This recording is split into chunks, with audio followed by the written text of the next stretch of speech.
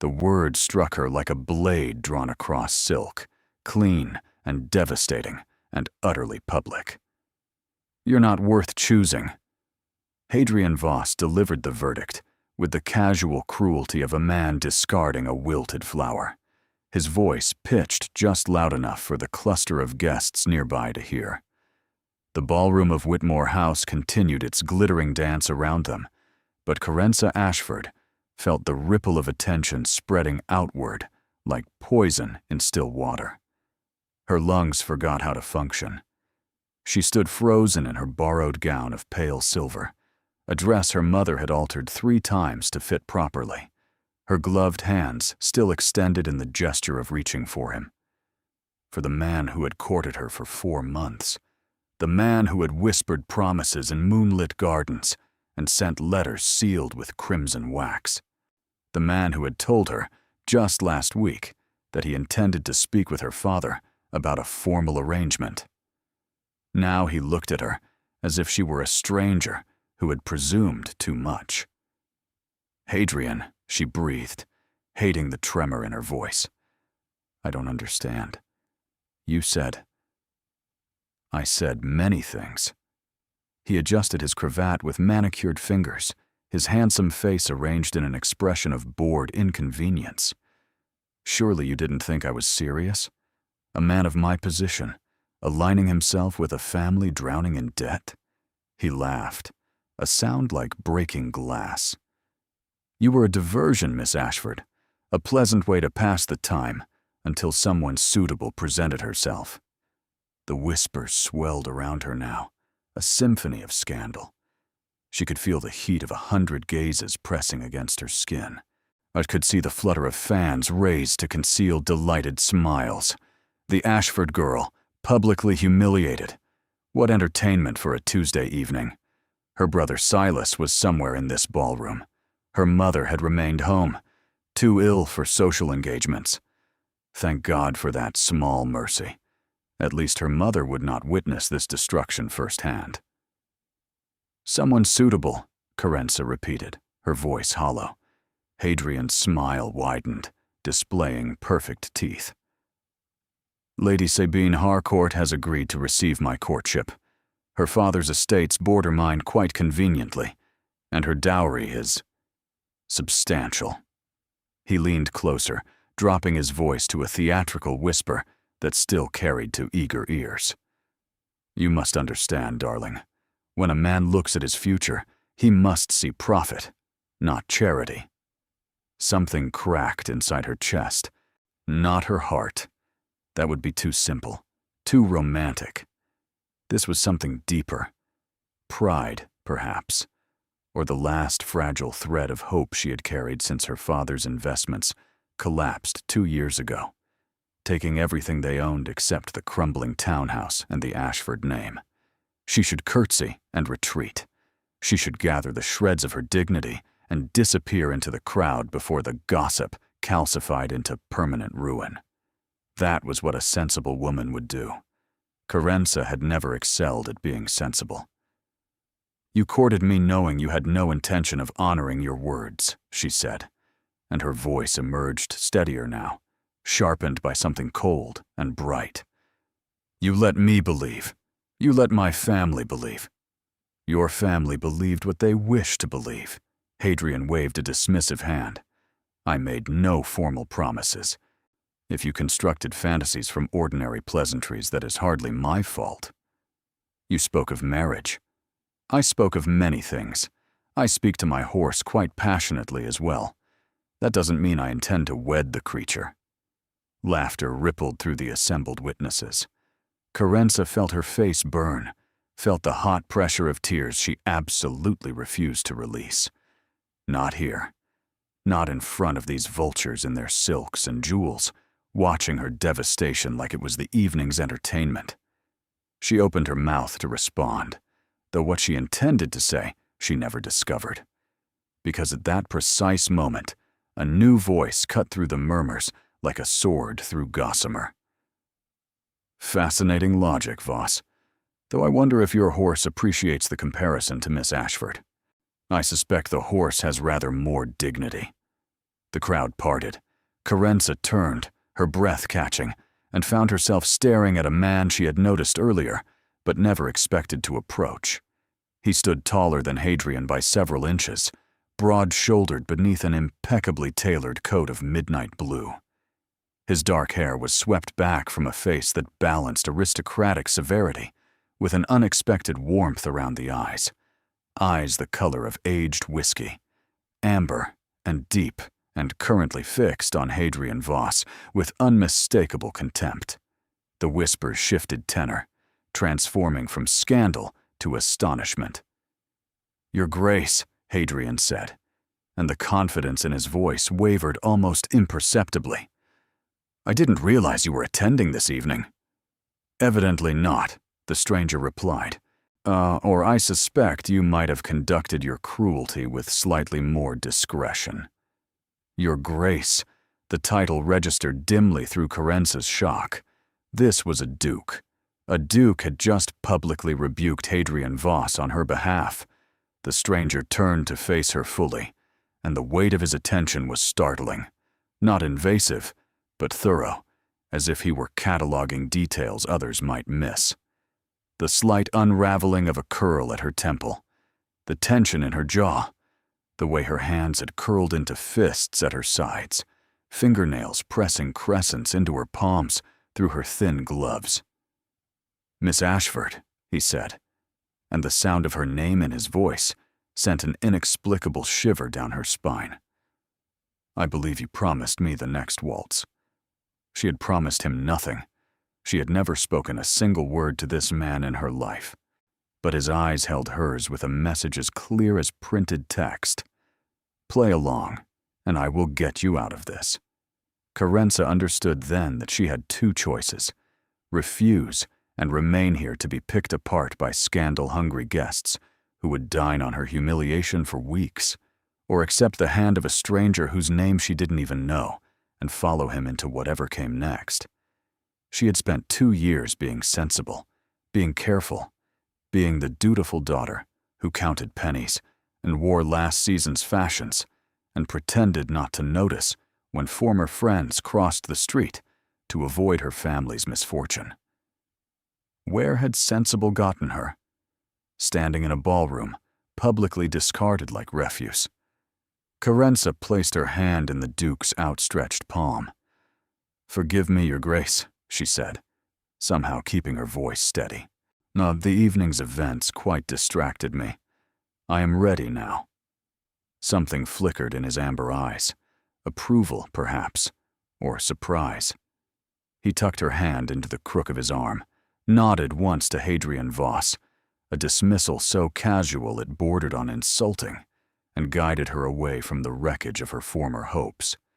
Behind them, the whispers ignited into wildfire, and Carenza Ashford walked into the unknown beside a man whose very touch felt like the beginning of something dangerous. The waltz began, and Carenza discovered that the Duke moved like water over stone, fluid, assured, and impossible to predict. His hand at her waist was proper in placement, but warm enough to feel through the layers of her gown, and she found herself following his lead without conscious thought, her body responding to cues her mind was too scattered to process. "Don't breathe," he murmured, low enough that only she could hear. "You look like you're approaching an execution rather than a dance." "Perhaps I am." Her voice came out steadier than she felt. "I don't even know your name, Your Grace. Only that you've just made yourself part of a scandal that will be all over London by morning. Alaric Vane, Duke of Ashworth." He turned her smoothly, guiding them through the other couples with practiced ease. "And I was already part of several scandals. One more hardly signifies. Alaric Vane." Even the name carried weight, a heaviness of history and title that made Carenza acutely aware of her borrowed dress and her family's debts, and the vast, impossible gulf between their stations. "Why?" she asked bluntly. "Why intervene? You don't know me. Well, you have no reason to involve yourself in Hadrian Voss's casual destruction of an innocent woman."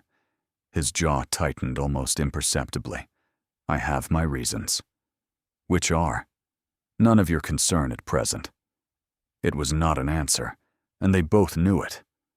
But before Carenza could press further, she caught sight of something that made her stomach plunge toward the polished floor.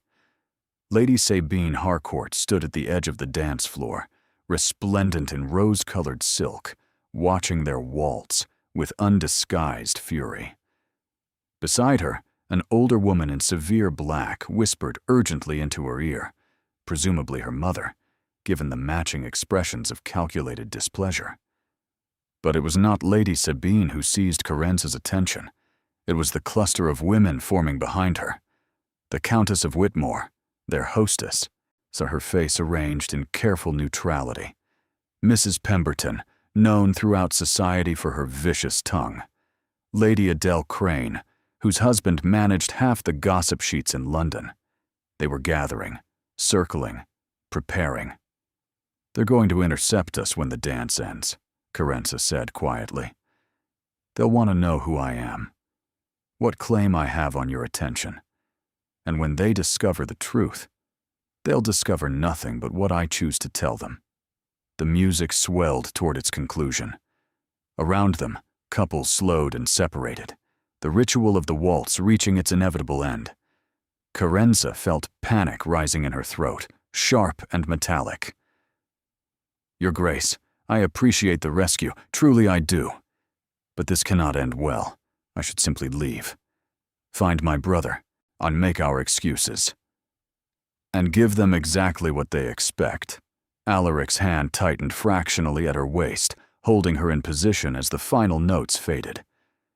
Give Voss the satisfaction of watching you flee? No. Then what do you suggest? I cannot pretend to be something I am not. My family's circumstances are well known.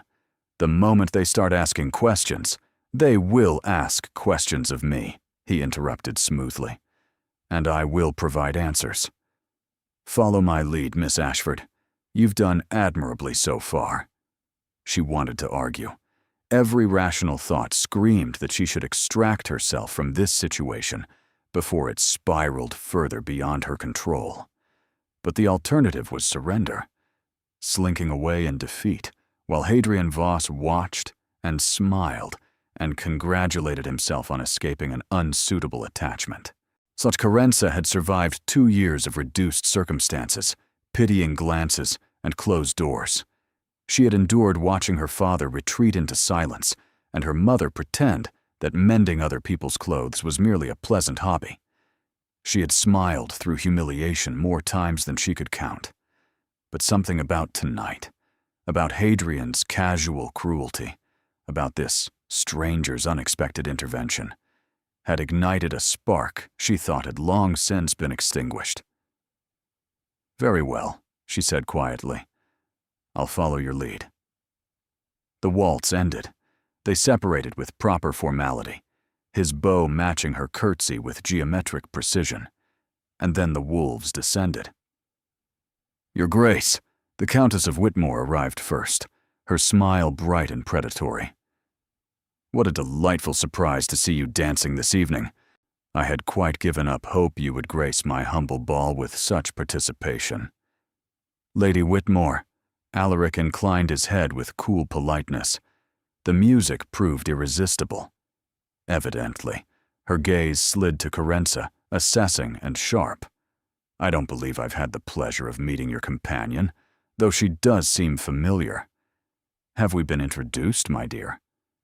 Before Carenza could respond, Mrs. Pemberton inserted herself into the conversation with the subtlety of a siege weapon. Ashford, isn't it? I thought I recognized the gown. Did your mother not wear something similar to the Haverton Assembly 3 seasons past? How resourceful of you to revive it. The barb landed precisely where intended. Carenza felt heat climb her neck, but kept her expression neutral. My mother has excellent taste, she replied evenly. But good fashion transcends the tyranny of seasons. Mrs. Pemberton's eyes narrowed. Miss Ashford, Alaric said, his voice cutting through the mounting tension like a blade through silk. is a particular friend of my sister Linnea. They met during Linnea's recovery in Bath last autumn and have maintained a devoted correspondence ever since. She's graciously agreed to visit Ashworth Hall as Linnea's guest for the remainder of the season. The words dropped into the gathering like stones into still water.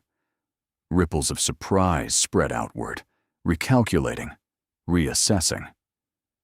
Carenza kept her face carefully still, even as her mind reeled. She had never met any Linnea. She had never received correspondence from anyone at Ashworth Hall. The Duke was constructing an elaborate fiction from whole cloth, and she had no choice but to support it. "How lovely," Lady Whitmore said slowly, her tone suggesting she found it anything but. "I wasn't aware Lady Linnea had formed such close attachments during her Bath sojourn." "My sister is full of surprises." Alaric's smile held no warmth. "As am I. Now, if you'll excuse us, Miss Ashford has had a trying evening, and I promised Linnea I would ensure her friend was not overtaxed by social obligations." He offered Carenza his arm, and she took it with a gratitude she could not voice. Together, they walked away from the cluster of bewildered society matrons, away from the whispers and the stares and the wreckage of the evening. They did not stop until they reached a small alcove near the terrace doors, partially shielded from view by an arrangement of potted palms. Only then did Alaric release her arm and turn to face her fully. "North, you have questions," he said. It was not a question. "I have dozens." Carenza pressed a hand to her stomach, trying to calm the trembling that had begun the moment they stopped moving. "Starting with why you've just told half of London society a collection of elaborate lies about a woman you met 10 minutes ago." "Because I need something from you, Miss Ashford."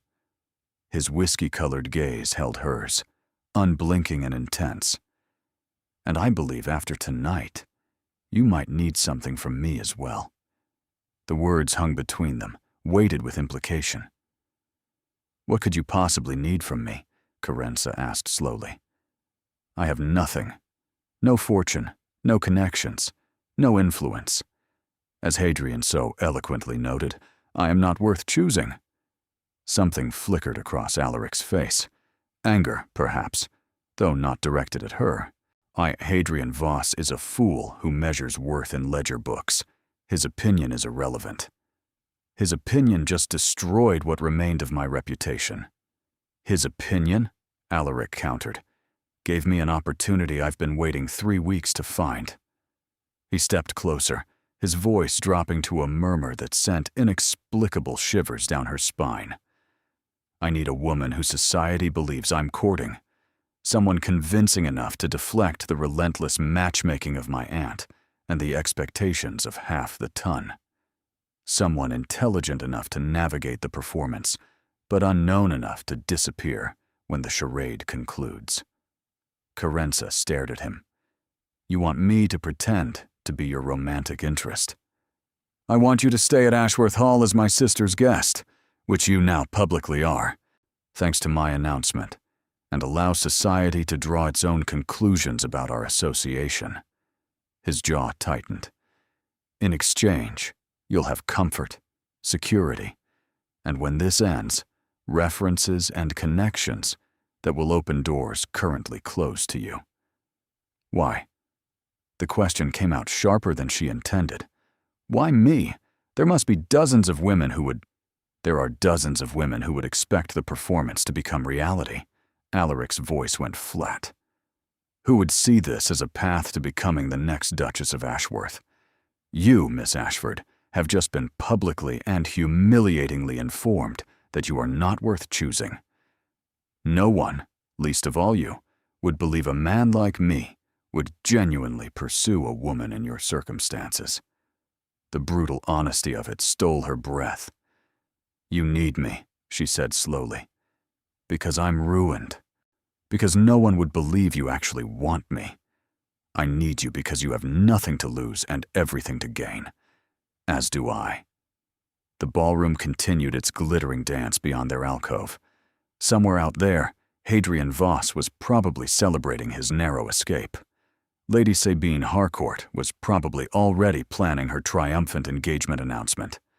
And Carenza's brother Silas was probably searching for her, worried and confused, and utterly unaware that his sister was standing in an alcove receiving the most outrageous proposition of her life.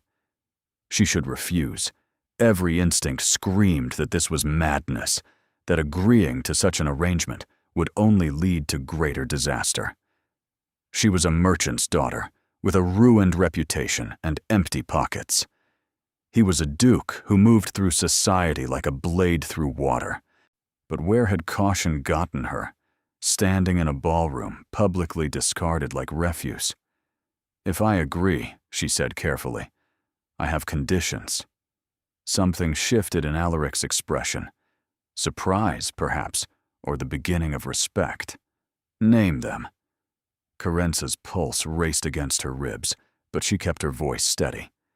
She had learned, in these 2 years of reduced circumstances, that desperation was a weakness others would exploit.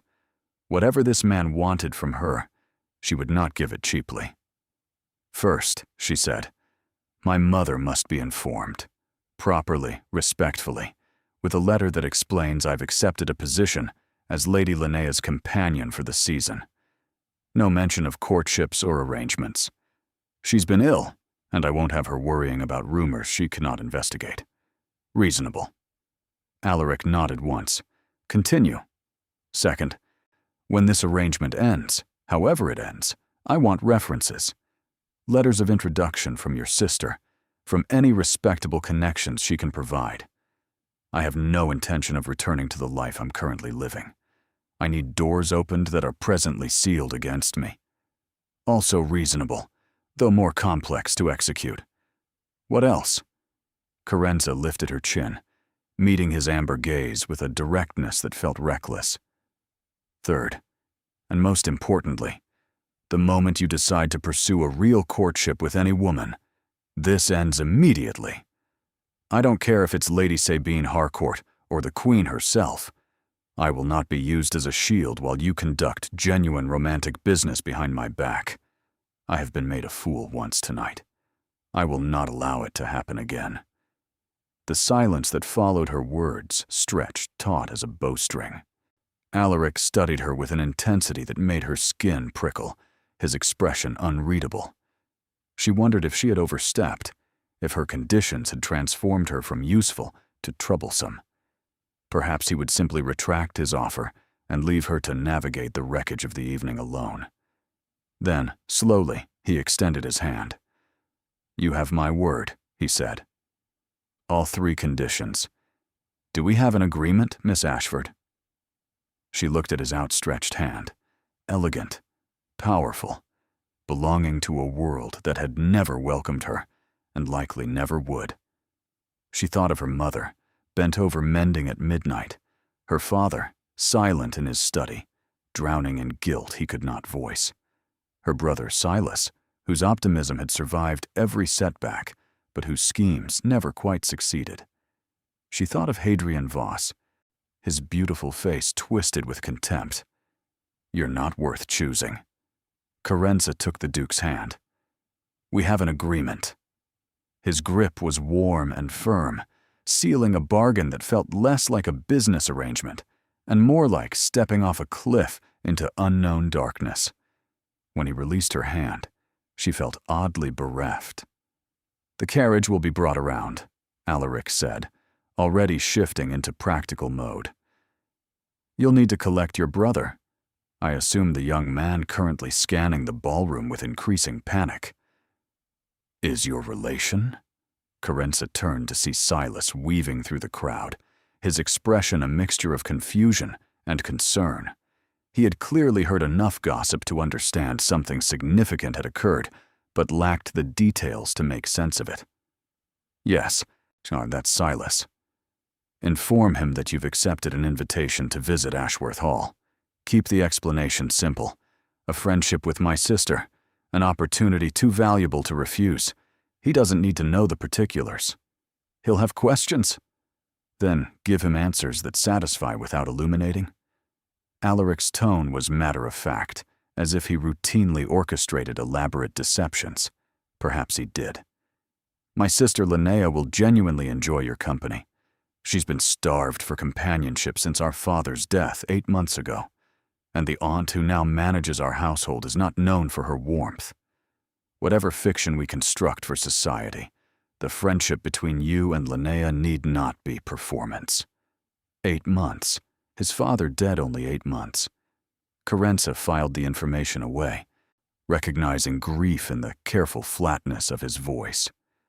"And your aunt?" she asked. "The one managing your household. She'll accept a stranger appearing on her doorstep?" "My aunt will accept whatever I tell her to accept."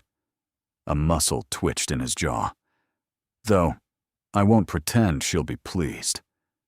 Lady Margot has spent the last 8 months attempting to arrange my marriage to suitable candidates of her choosing.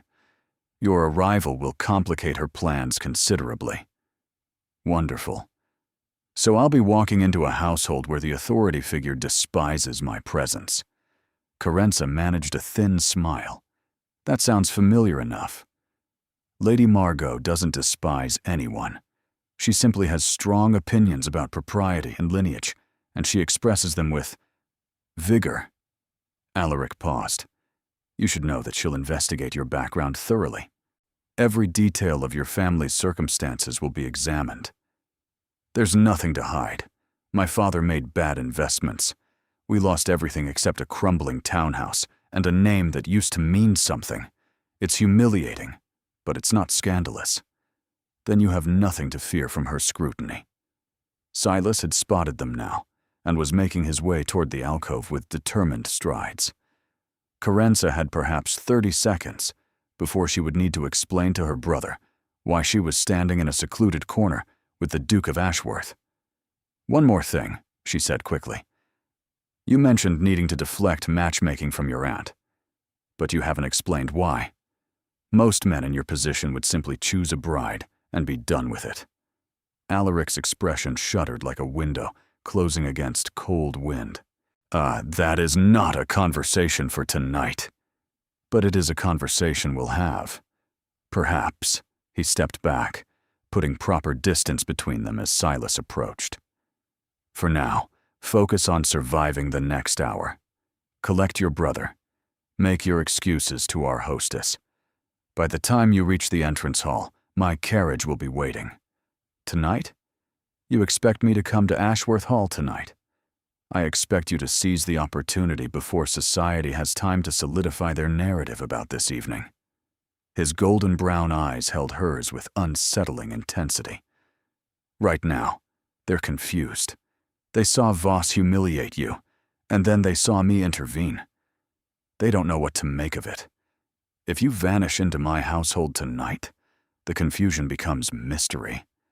Mystery becomes intrigue. And intrigue, Miss Ashford, so is far more useful than scandal." It was manipulative, calculated, and undeniably clever. Carenza found herself almost admiring the strategy, even as it swept her further from anything resembling solid ground. "Very well," she said quietly. "Tonight it is." Silas arrived breathless, his brown hair disheveled from pushing through crowds. "Carenza! What happened? I heard the most absurd rumors. Hadrian Voss, something about choosing, and then someone said you were dancing with—" He stopped abruptly, finally registering the Duke's presence. "Your Grace, I apologize. I didn't mean to interrupt." "Mr. Ashford." Alaric inclined his head with the precise courtesy owed to a gentleman of lesser rank. "Your sister and I were just concluding our conversation. She has graciously agreed to visit Ashworth Hall as a guest of my sister, Lady Linnea. I trust you'll ensure your mother receives appropriate notice of the arrangement." Silas blinked, visibly struggling to reconcile this information with whatever gossip he had collected. Yes, of course, Your Grace." The carriage was waiting, as promised. Within the hour, Carenza found herself rolling through darkened London streets toward a future she could not have imagined that morning. She had just agreed to something dangerous. She just didn't know yet how dangerous. The entrance hall of Ashworth Hall swallowed Carenza whole. She stood motionless on marble floors that gleamed like frozen moonlight, her borrowed silver gown suddenly feeling not merely inadequate, but almost offensive in its modesty. Above her, on a chandelier cascaded crystal tiers across a ceiling painted with scenes from mythology. Gods and goddesses frozen in eternal drama, their expressions serene despite the chaos surrounding them. Everything smelled of beeswax and flowers and something ancient, the accumulated scent of generations who had walked these halls with the unconscious confidence of people who belonged. Carenza did not belong. Every fiber of her being screamed this truth as servants materialized from shadows, moving with choreographed precision to take her cloak, offer refreshment, inquire after her comfort. Their faces were professionally neutral, but she felt their assessment regardless. The quick cataloging of her unfashionable dress, her simply arranged hair, the absence of jewels beyond the modest pearls her mother had given her on her 18th birthday. "So the ivory suite has been prepared for Miss Ashford," Alaric informed a severe-looking woman in black, who appeared to be the housekeeper. "She'll require a lady's maid as well. Someone experienced, but discreet." "Of course, Your Grace." The housekeeper, Mrs. Blackwood, Carenza would later learn, inclined her head with rigid formality. "I'll have Daphne assigned immediately, and inform Lady Linnea that her guest has arrived. I imagine she'll want to greet Miss Ashford personally." "Lady Linnea retired 2 hours ago, Your Grace. She was feeling fatigued." Concern crossed Alaric's face, quickly suppressed. "Then let her rest. The introductions can wait until morning." He turned to Carenza, and she was struck again by the peculiar intensity of his gaze, as if he were constantly calculating variables she couldn't perceive. "Mrs. Blackwood will see you to your rooms. We'll speak tomorrow about the particulars of our arrangement. For tonight, rest. You've had an eventful evening." It was a dismissal, polite but unmistakable. Carenza found herself curtsying automatically, her body falling back on the manners her mother had drilled into her since childhood. "Thank you, Your Grace, for everything." He nodded once, already turning away, and she watched him disappear through a doorway that led deeper into the house. The moment he vanished, the entrance hall felt colder, as if his presence had been generating heat she only noticed in its absence. "This way, Miss Ashford." Mrs. Blackwood led her up a grand staircase that swept in elegant curves toward the upper floors. Portraits lined the walls, generations of veins staring down with expressions ranging from stern disapproval to mild bemusement. Carenza searched their faces for echoes of Alaric, and found them in the strong jaws and similar eyes that repeated through the centuries like a familial signature. "The family has occupied Ashworth Hall for 300 years, Mrs. Blackwood said, as if reading her thoughts. "The current structure was rebuilt after the fire of 1742, but the foundations date to the Tudor period. 300 years. Carenza's family had been merchants for 2 generations before her father's success elevated them to something approaching gentility. The Ashfords had no ancestral portraits, no grand staircases, no history etched in stone and blood, and centuries of accumulated power. The ivory suite lived up to its name. Soft cream walls, silk hangings in shades of pearl and blush, furniture that gleamed with careful polish and obvious expense. The bed alone was larger than the entire room Carenza shared with her mother's sewing supplies at home. "The wardrobe has been stocked with appropriate garments," Mrs. Blackwood continued, opening doors to reveal rows of gowns that made Carenza's head spin. Lady Linnea anticipated the need for a guest wardrobe some weeks ago. It seems she was confident her invitation would eventually be accepted. weeks ago, which meant either Linnea possessed some form of precognition, or the story Alaric had constructed about their friendship contained threads of truth Carenza didn't yet understand. "Daphne will attend you shortly." Mrs. Blackwood paused at the doorway, to her expression softening almost imperceptibly. "If I may speak frankly, Miss Ashford, this household has been quiet for too long. Lady Linnea has been lonely since the late Duke's passing. Whatever the circumstances of your arrival, I believe your presence will do her good." It was the first genuine warmth anyone in this house had shown her. Carenza felt her throat constrict unexpectedly. "Thank you, Mrs. Blackwood. I hope I can be a good friend to her." The housekeeper nodded and departed, leaving Carenza alone in a room that cost more than her family's annual income. She moved to the window, drawing aside gossamer curtains to reveal manicured gardens silvered by moonlight. Somewhere out there, beyond the immaculate hedges and sleeping flowers, London continued its endless churning of gossip and scandal. By now, the Whitmore Ball would be winding toward its conclusion, and everyone who mattered would be discussing the extraordinary events of the evening. The Duke of Ashworth had publicly intervened when Hadrian Voss humiliated Miss Ashford. He had danced with her. He had announced her as a guest of his sister. And then, most shocking of all, he had spirited her away in his private carriage. What conclusions would society draw? What stories would crystallize from the chaos of rumor and speculation? Carenza pressed her forehead against the cool glass and tried to organize her scattered thoughts. 24 hours ago, she had been preparing for the Whitmore Ball with cautious optimism, believing that Hadrian Voss was on the verge of proposing. She had imagined herself married by summer, established in a respectable household, finally able to help her family climb out of the pit of debt and diminished status that had swallowed them whole. Now Hadrian was gone, her reputation was in tatters, and she had somehow agreed to spend the season pretending to be courted by a duke she had met less than 3 hours ago. A soft knock interrupted her spiraling thoughts. The door opened to reveal a young woman with bright copper hair and a face full of freckles that seemed designed for smiling. "Miss Ashford? I'm Daphne. Mrs. Blackwood assigned me as your lady's maid." She bobbed a curtsy and entered with a tea tray. "I thought you might be hungry. The evening's been eventful, and there wasn't much time for eating, I'd imagine." The kindness was so unexpected that Carenza felt tears prick her eyes. She blinked them back fiercely, too unwilling to cry in front of a stranger, regardless of how gently that stranger treated her. "Thank you, Daphne. That's very thoughtful." "Just practical, miss."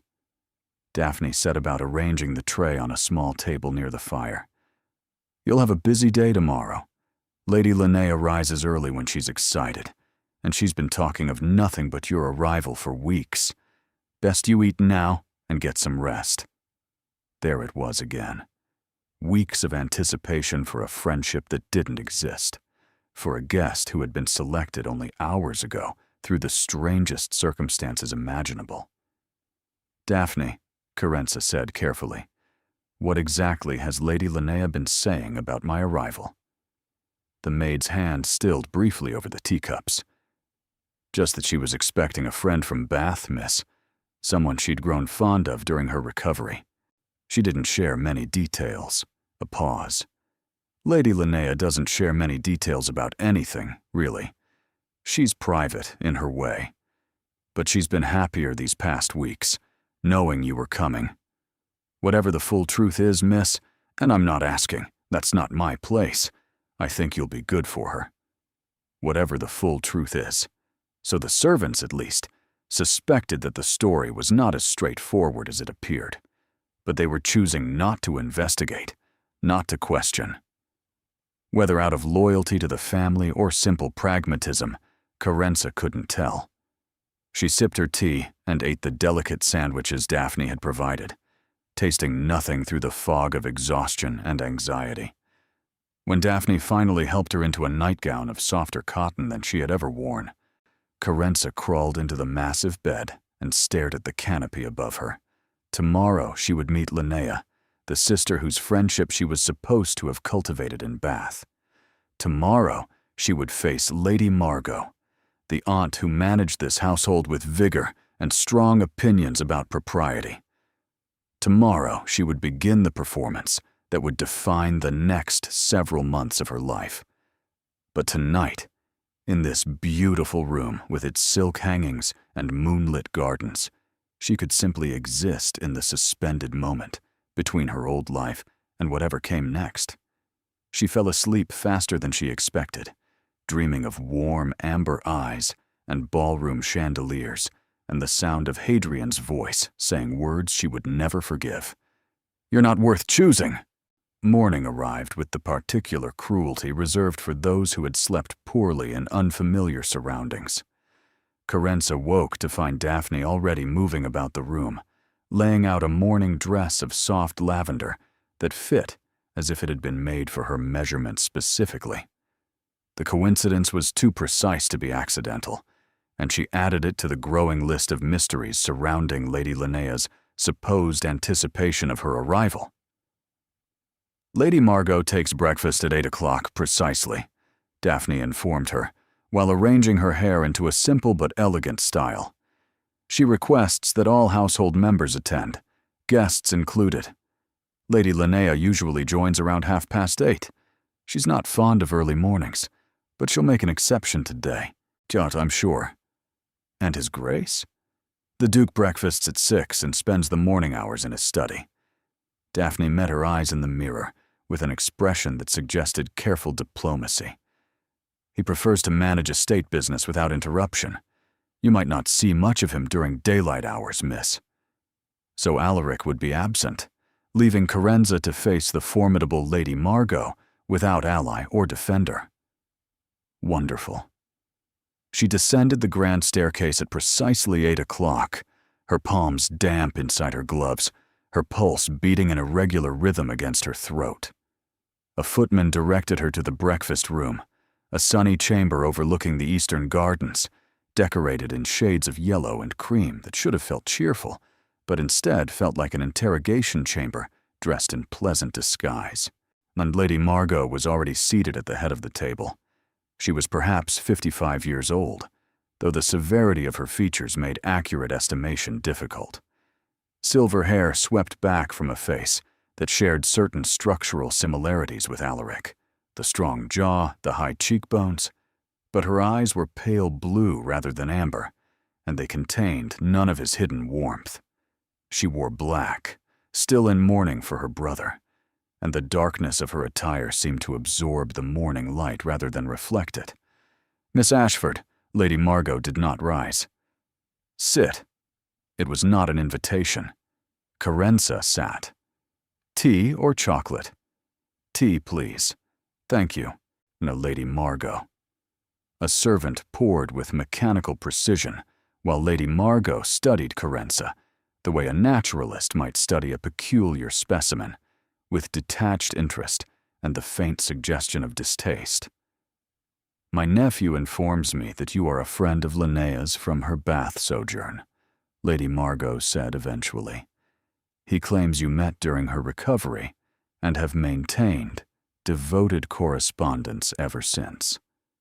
"That is the account His Grace has provided, yes." "I notice you phrase that carefully." Lady Margot's lips curved into something that was not quite a smile. "You do not claim the account is accurate, merely that it is what my nephew has provided." Carenza's pulse quickened, but she kept her expression neutral. "I would not presume to contradict His Grace. But you would not confirm his story either." Lady Margot set down her teacup with a decisive click. "Let us dispense with pretense, Miss Ashford. I know exactly who you are. The daughter of Edmund Ashford, the merchant whose investments collapsed spectacularly 2 years ago. Sister to Silas Ashford, whose reputation for gambling and ill-advised ventures precedes him. You were being courted by Hadrian Voss until last evening, when he publicly declared you unworthy of his consideration. Each fact landed like a slap. Carenza felt her face heat, but refused to look away. You are well informed, Lady Margot. I make it my business to be well informed about anyone who enters this household. Lady Margot leaned forward slightly. But what I cannot determine from my inquiries is why my nephew chose you for this particular charade. The word hung in the air between them. Charade. So Lady Margot knew, or had guessed, that the story of friendship with Linnea was a fabrication.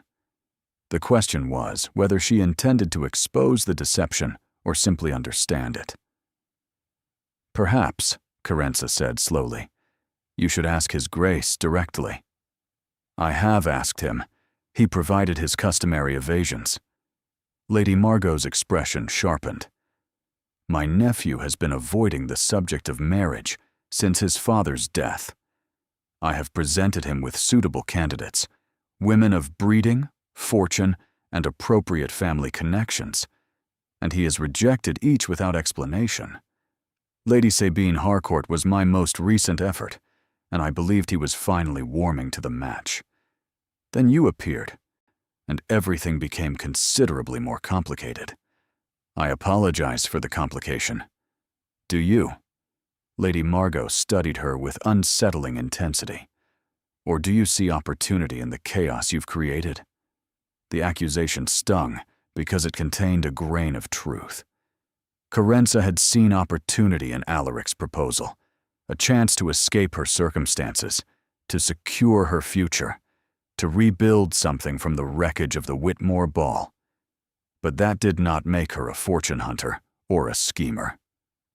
Lady Margot, she said, her voice steadier than she felt, I have nothing to offer your nephew except honest companionship. I have no fortune to attract a title. I have no connections to advance his political interests. I am exactly what I appear to be, a woman from a reduced family. I'm publicly humiliated by a man who found me useful until a better option presented itself. Then why are you here? Because your nephew asked me to be, because he offered terms I could not refuse, and because— Carenza paused, choosing her next words carefully. Because after being told I was worthless in front of 300 people, the chance to prove that assessment wrong held a certain appeal. Silence fell over the breakfast room. Lady Margot's expression remained difficult to interpret, but something recalibrated in the quality of her attention.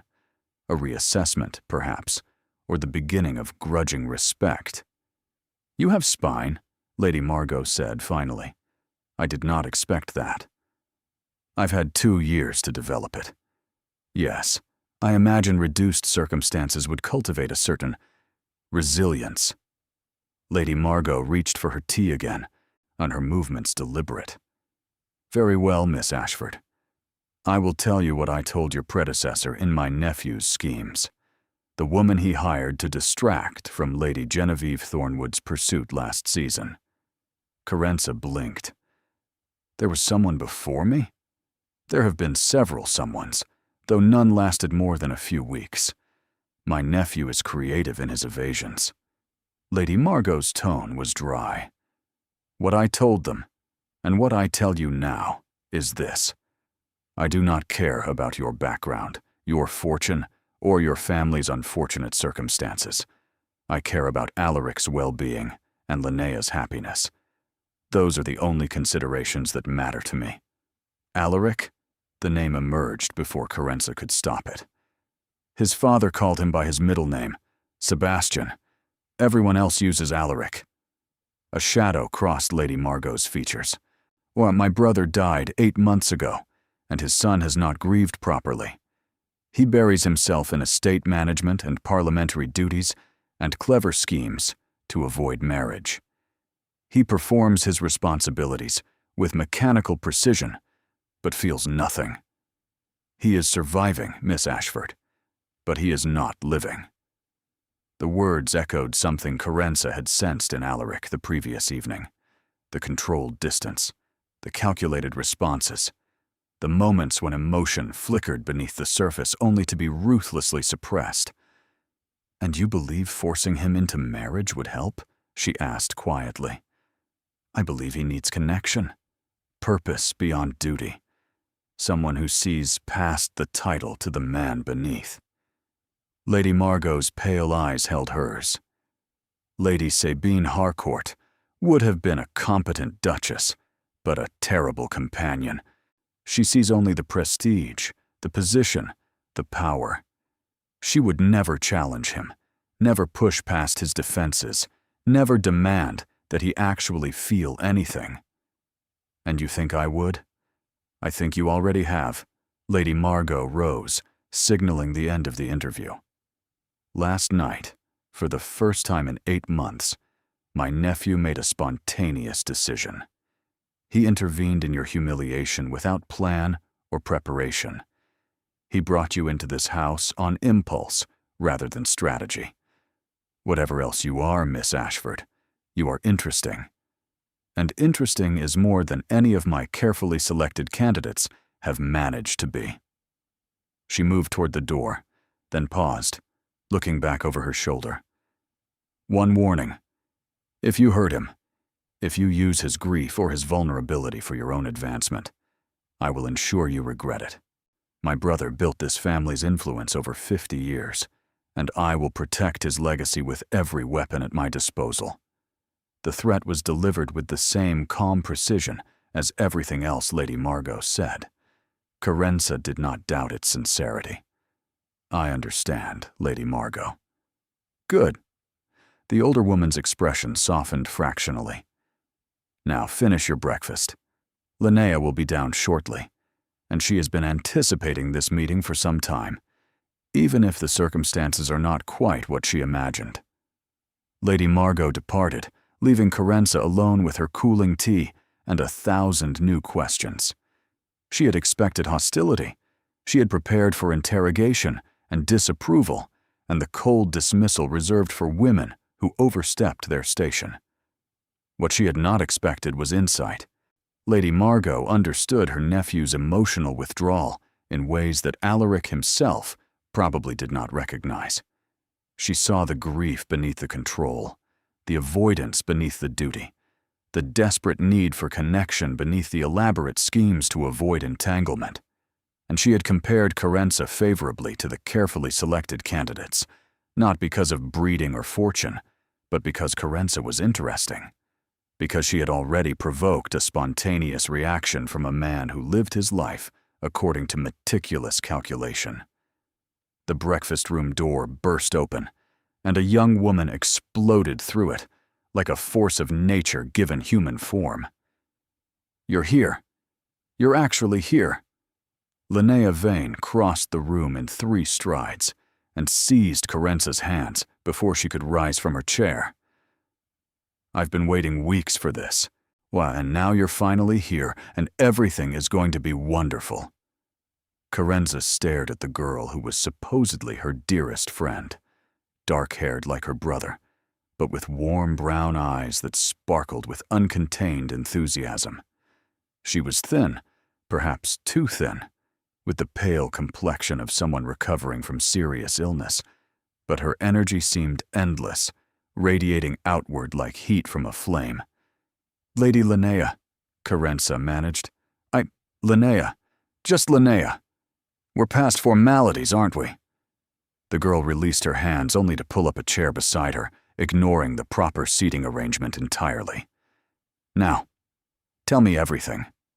The ball, the horrible Hadrian person, my brother's dramatic rescue.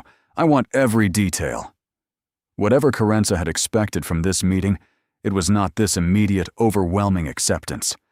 Linnea behaved as if they truly were old friends reuniting after long separation, as if the fabricated story of Bath was simply understood rather than requiring explanation or performance. Perhaps it was. Perhaps Linnea, like her aunt, had already pieced together the truth and chosen to embrace the fiction regardless. "It's rather a long story," Carenza said cautiously. "Perfect." Linnea grinned, and for a moment, The family resemblance to Alaric was striking, not in features, but in the intensity of focus, the sense that when a Vane decided to pay attention to you, the rest of the world ceased to exist. I have nothing but time, and you have nowhere else to be. So start from the beginning, and don't leave anything out. Against all odds, Carenza found herself smiling. The days that followed blurred together in a whirlwind of transformation. Carenza had expected to feel like a visitor, a temporary guest tolerated until the season's end. Instead, she found herself absorbed into the household with surprising speed, as if Ashworth Hall had simply been waiting for her to arrive and complete some missing piece. Linnea was the primary architect of this integration. She attached herself to Carenza with the determination of someone who had been desperately lonely and finally found relief, dragging her new companion through every corner of the estate, introducing her to every servant, sharing every secret passage and hidden garden and favorite reading nook. "This is where I hid when Aunt Margot made me practice French verbs for 3 hours," Linnea confided. "I'm showing Carenza a cramped space behind the library shelves. And this is where Father kept his forbidden collection of scandalous novels. Don't tell Alaric, he doesn't know they exist. And this," she pushed open a door to reveal a sun-drenched conservatory filled with exotic plants, "is where Mother used to sit every morning before she died." The conservatory became their favorite retreat. They spent hours among the orange trees and orchids, Linnea curled on a wicker settee, while Carenza read aloud from whatever novel they were currently sharing. The air was warm and fragrant, heavy with humidity and the scent of blooming jasmine.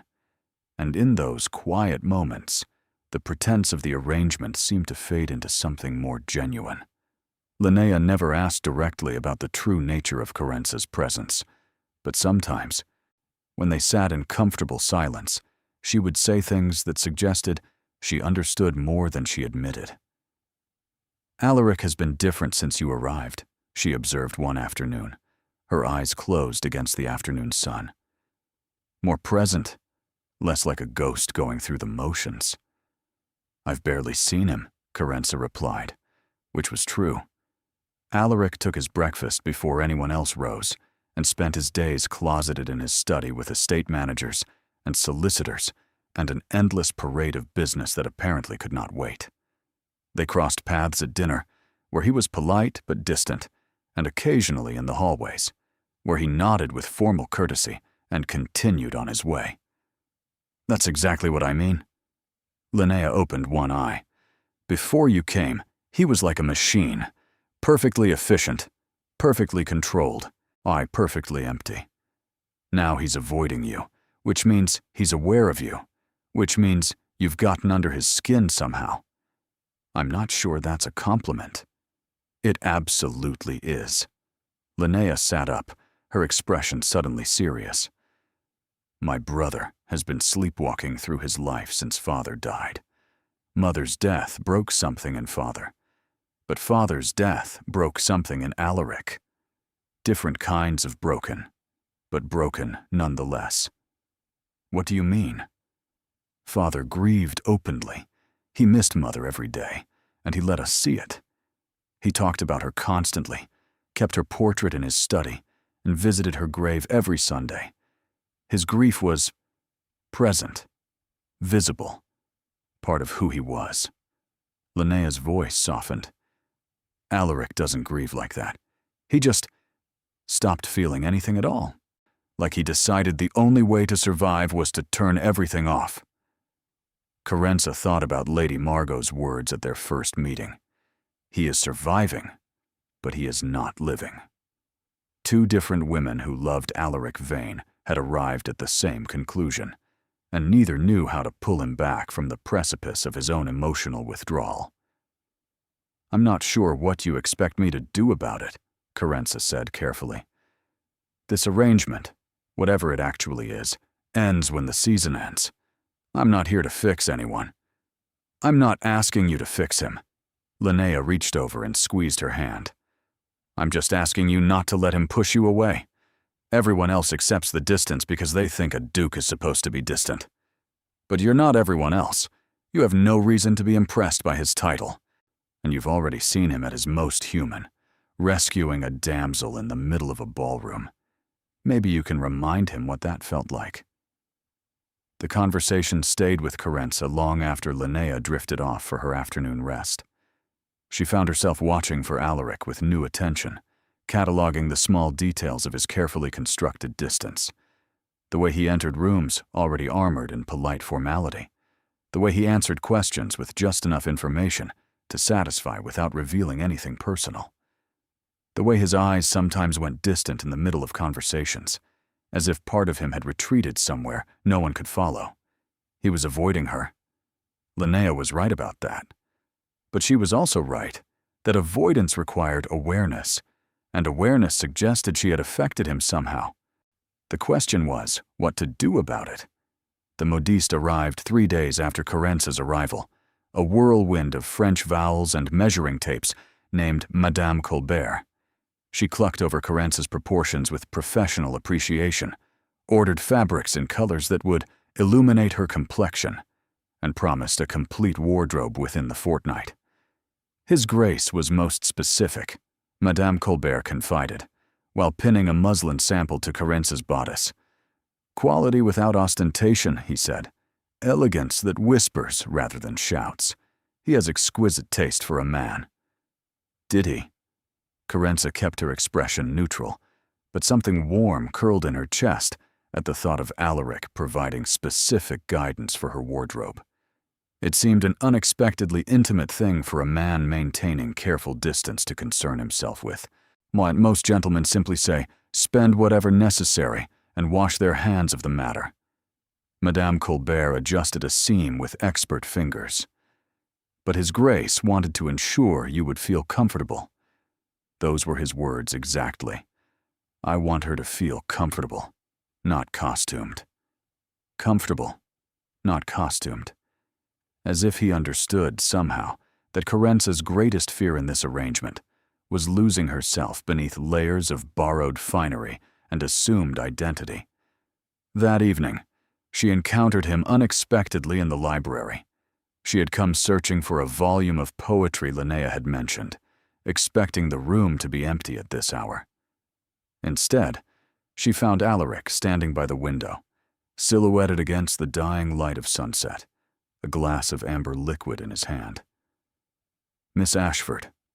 He turned at her entrance, his expression shifting from unguarded contemplation to polite neutrality so quickly she almost missed the transition. Forgive me. I didn't realize anyone else was about. I was looking for a book.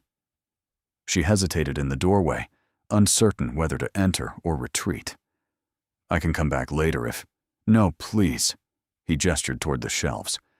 The library is yours to use whenever you wish. That was part of the arrangement.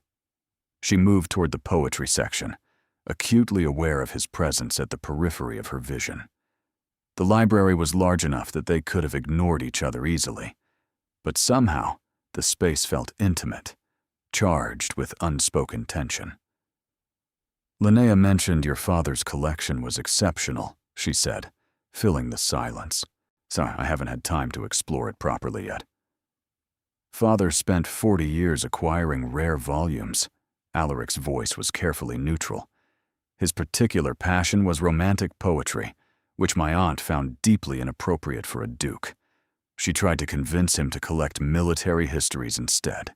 He ignored her completely. Your father sounds like he was a remarkable man. He was. A pause. The collection is yours to browse however you like. Father believed books were meant to be read, not simply displayed.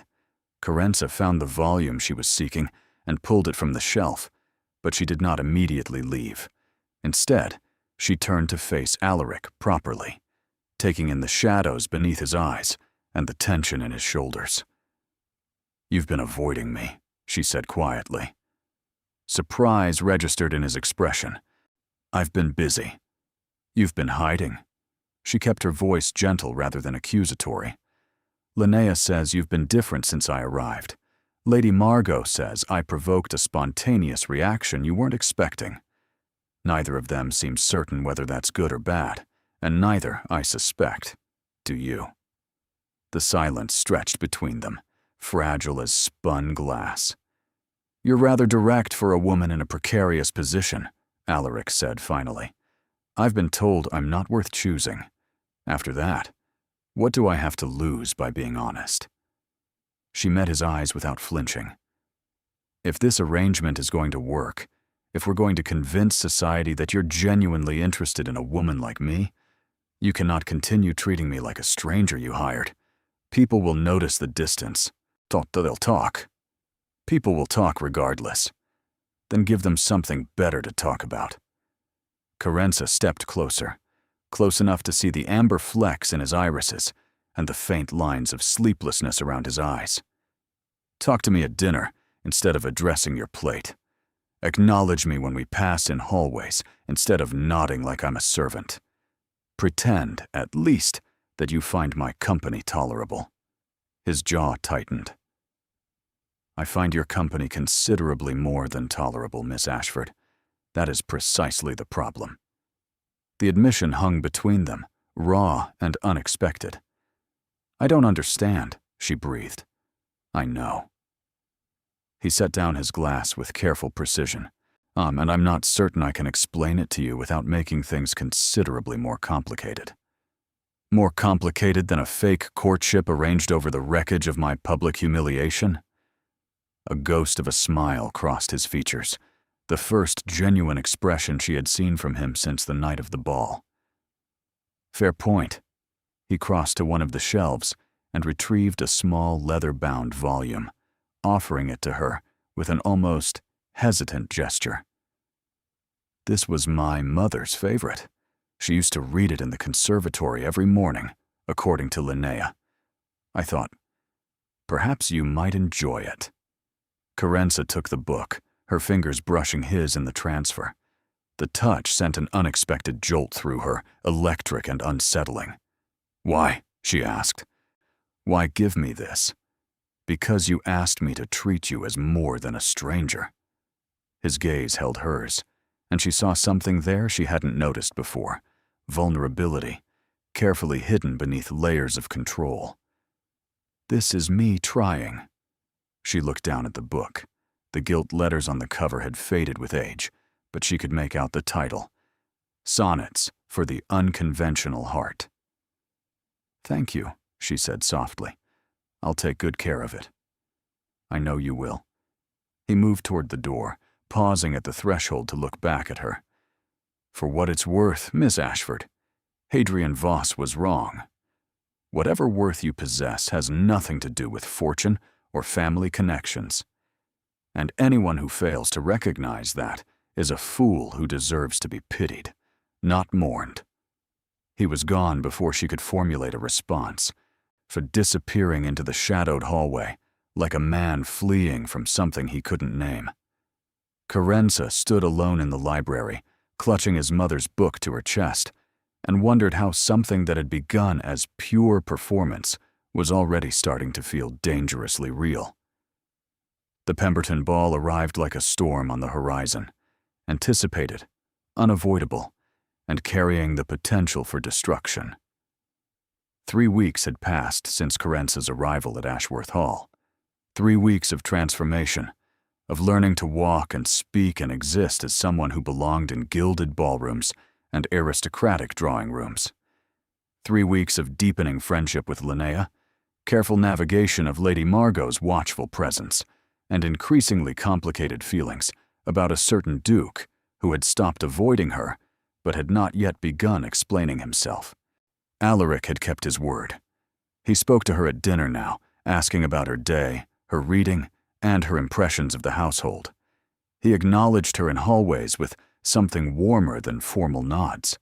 He even on occasion joined her and Linnea in the conservatory, sitting quietly while they read aloud, his tawny gaze distant, but his presence oddly comforting. But he had not touched her again, had not offered another gift, had not elaborated on his cryptic admission that he found her company considerably more than tolerable. The Pemberton Ball would be their first public appearance since the Whitmore disaster. Society had been speculating wildly for 3 weeks, and tonight they would finally have something concrete to observe. "You look magnificent," Linnea declared, circling Carenza with critical appreciation. "Madame Colbert has outdone herself. That shade of midnight blue makes your eyes look like storm clouds." "Is that a compliment?" "Absolutely. Storm clouds are dramatic and powerful and impossible to ignore." Linnea adjusted a curl that had escaped Carenza's elaborate hairstyle. "Hadrian Voss will choke on his champagne when he sees you." The mention of Hadrian sent a cold spike through Carenza's stomach.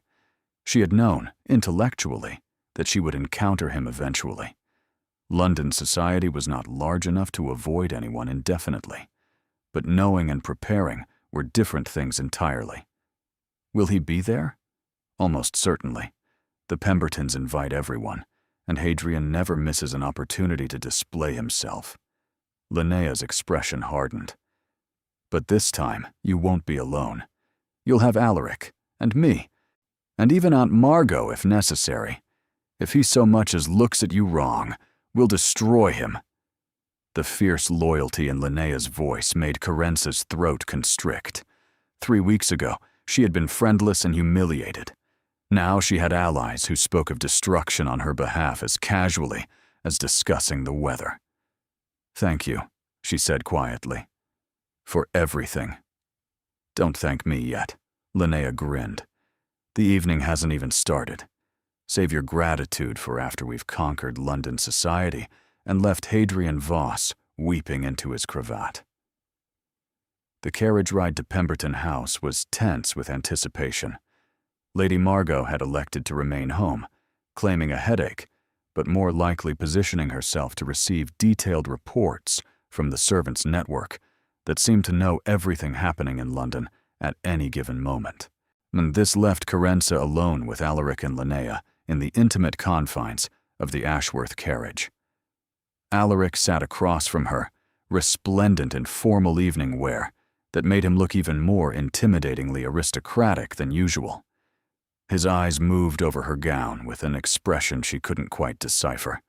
Appreciation, perhaps, or something more complicated. "You're nervous," he observed. "I'm terrified," she corrected. "The last ball I attended ended with public humiliation and a dramatic escape in your carriage. Forgive me if I'm not approaching this evening with unbridled enthusiasm. The circumstances are different now." "Are they?" "I'm still the same woman Hadrian Voss found unworthy. The same woman society dismissed as a fortune hunter reaching above her station. A new gown doesn't change the fundamental mathematics." Alaric leaned forward, his gaze intense. "Listen to me carefully, Miss Ashford. When we enter that ballroom tonight, you will be on my arm. You will be presented as my guest, my interest, my potential future. Whatever mathematics society was calculating 3 weeks ago, the equation has changed. You are no longer a desperate woman grasping at straws. You are a woman, a duke found worthy of pursuit. Act accordingly." The command in his voice sent a shiver down her spine. Not fear. Something else entirely. Something that made her skin flush with warmth despite the cool evening air. "And if they don't believe the performance, then we make them believe." He sat back, his expression softening slightly. "You've survived worse than gossip, Miss Ashford. Now you survived watching your family lose everything. You survived Hadrian Voss's cruelty in front of 300 witnesses. A ballroom full of curious aristocrats should be a minor challenge by comparison." He was right. She knew he was right. But knowing and feeling were different things, and her feelings were currently a chaotic mess of anxiety and anticipation, and something that felt dangerously like hope. Pemberton House blazed with light as their carriage joined the queue of arriving guests. Through the windows, Carenza could see the cream of London society ascending the entrance stairs, all glittering jewels and expensive fabrics, and the carefully cultivated air of people who had never doubted their place in the world. "Remember," Linnea whispered, squeezing her hand. "You belong here. Whatever anyone says, or whatever anyone thinks, you belong here because we want you here." The carriage door opened. Alaric descended first, then turned to offer Carenza his hand. She took it. The moment they entered the ballroom, the whispers began. Carenza felt the wave of attention roll through the crowd. Heads turning, fans rising, conversations pausing mid-sentence as hundreds of eyes fixed on the Duke of Ashworth and the mysterious woman on his arm. She kept her chin high and her expression serene, channeling every lesson her mother had ever taught about deportment and grace under pressure. "Steady," Alaric murmured, his hand warm at the small of her back. "You're doing perfectly." They moved through the crowd with deliberate slowness, allowing society ample opportunity to observe and assess, and Alaric introduced her to lords and ladies, whose names she immediately forgot, all of whom regarded her with expressions ranging from curiosity to barely concealed hostility. She smiled and curtsied and made appropriate responses, the performance coming easier than she had expected. And then she saw him. Hadrian Voss stood near the refreshment tables, a glass of champagne in one hand, and Lady Sabine Harcourt on his arm. He looked exactly as she remembered, handsome, polished, and utterly confident in his place in the world. When their eyes met across the crowded ballroom, his expression flickered with something that might have been surprise before settling into amused condescension. Carenza's stomach lurched. Every instinct screamed at her to look away, to retreat, to escape before he could deliver another devastating blow. Instead, she met his gaze directly and smiled. Not a nervous smile, not a desperate smile, a smile of absolute serenity, as if his presence meant nothing to her, as if his words 3 weeks ago had been water rolling off stone. Hadrian's expression faltered. Beside her, Alaric's hand pressed more firmly against her back. Approval, she realized. Encouragement. He had seen the exchange and recognized what it cost her. "The first dance will begin shortly," he said, his voice pitched for her ears alone. "Will you honor me?" "You don't have to. I'm not asking out of obligation." His eyes, the color of aged honey, held hers with unexpected intensity. "I'm asking because I want to, because the thought of watching you dance with anyone else tonight is unexpectedly intolerable." The admission made her breath catch. Before she could formulate a response, the orchestra began the opening strains of a waltz, and Alaric was leading her onto the dance floor. They had practiced, of course. Linnea had insisted, hiring a dancing master to ensure Carenza could match her brother's skill.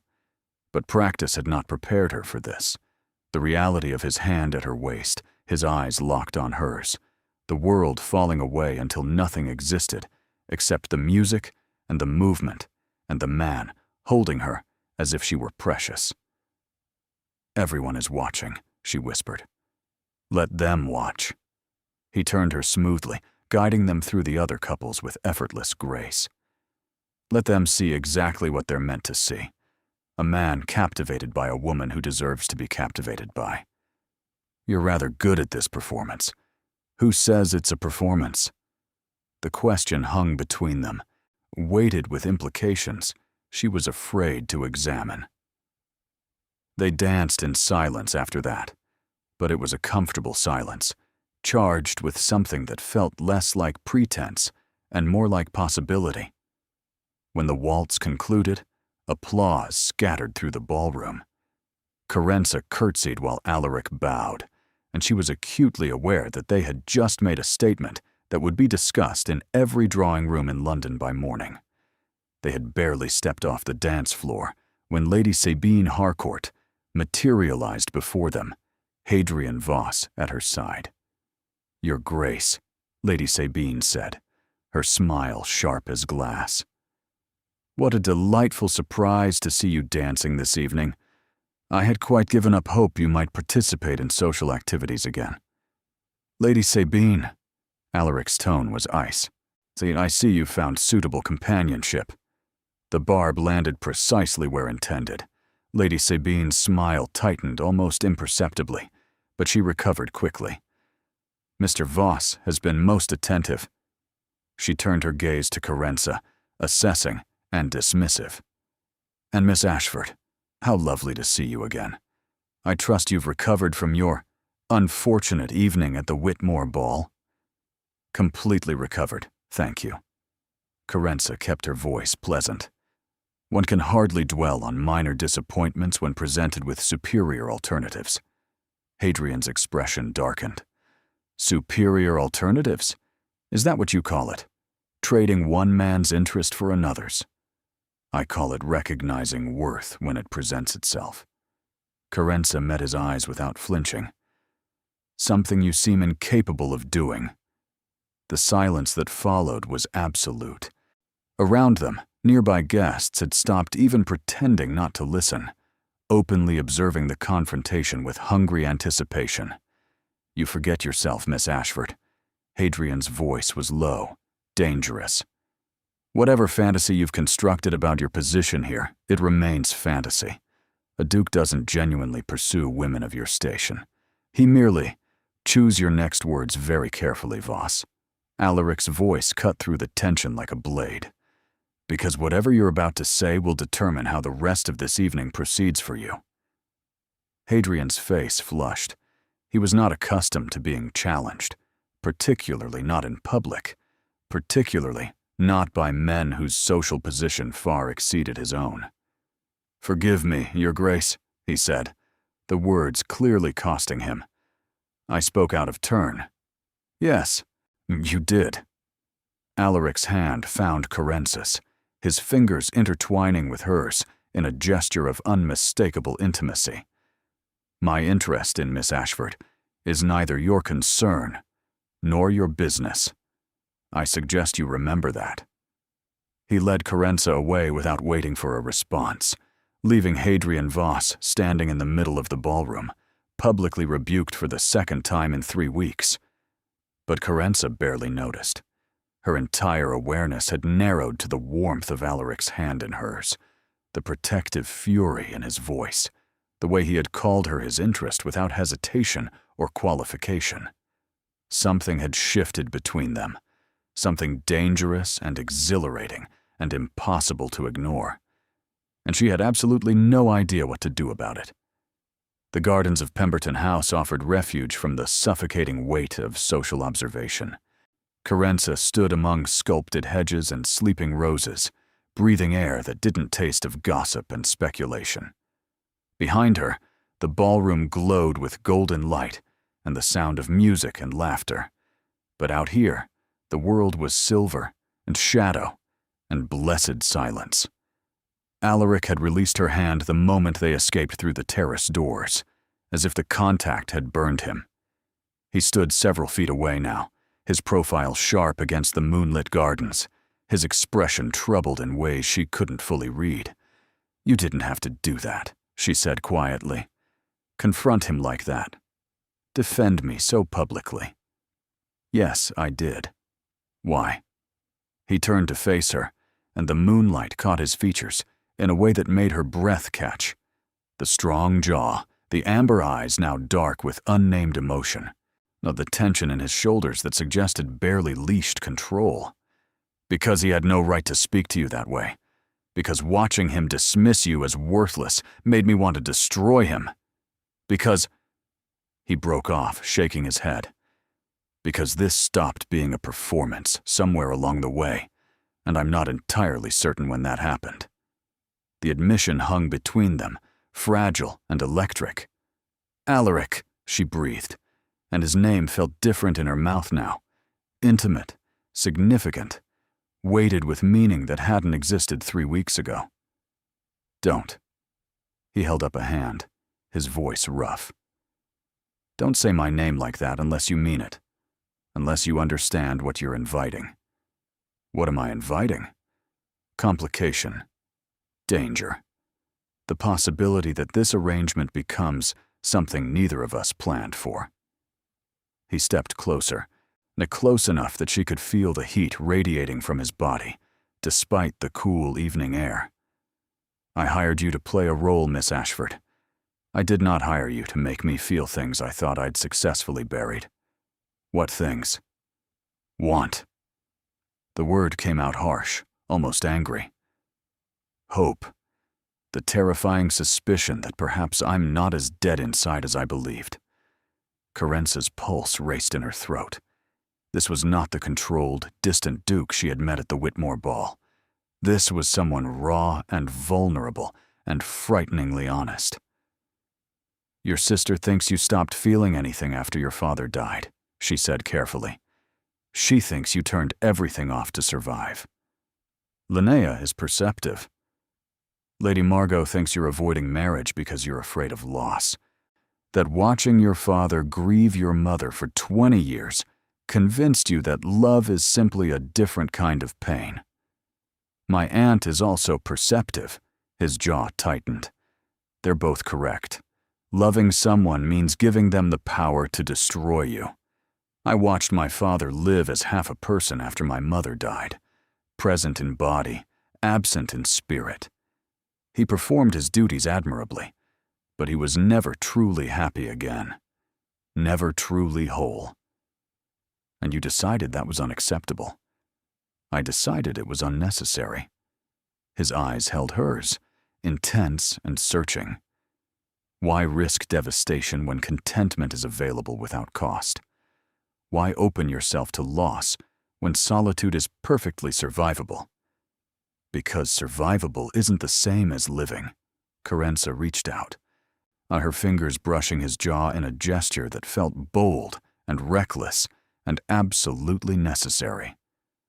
Because turning everything off doesn't protect you from pain. It just ensures you feel nothing at all. Not the bad things, but not the good things either. He caught her wrist, his grip gentle despite the tension thrumming through him. You speak as if you understand. I do understand. After Hadrian, after everything that happened, my first instinct was to protect myself, to decide that hope was dangerous and expectation was foolish, and the safest path forward was wanting nothing at all. She met his eyes without flinching. But safe is just another word for empty, and I'm tired of being empty. The silence stretched between them, charged with possibility. If I kiss you right now, Alaric said slowly, everything changes. There's no going back to performance and arrangement and careful distance. Do you understand that? Yes. And you want this anyway? I want you to stop protecting yourself from things that might actually make you happy. She stepped closer, eliminating the distance between them. I want you to take a risk, even if it terrifies you. I want... He kissed her before she could finish. It was nothing like the chaste social kisses she had observed at balls and parties, polite, performative, and meaningless. This was hunger and desperation, and the release of weeks of suppressed tension, his mouth claiming hers with an intensity that stole her breath and her balance and every coherent thought in her head. Her hands found his shoulders, his lapels, and the solid warmth of his chest beneath layers of fine fabric. His arms wrapped around her, pulling her closer until no space remained between them, until she could feel his heartbeat hammering against her own. When they finally broke apart, both breathing heavily, the world had tilted on its foundations. This is madness, he said, his forehead pressed against hers. You know that. Complete madness, she agreed. My aunt will be furious. Society will be scandalized. Lady Sabine will probably attempt to have you poisoned. All excellent points. And yet I find myself completely incapable of caring about any of them. He pulled back slightly, his amber eyes searching her face with an expression that made her chest ache. What have you done to me, Carenza Ashford? It was the first time he had used her given name, The intimacy of it sent warmth flooding through her veins. I believe I've reminded you that you're still alive," she whispered. "And that being alive means feeling things, even when those things are frightening. Particularly when those things are frightening." He kissed her again, softer this time, but no less intense.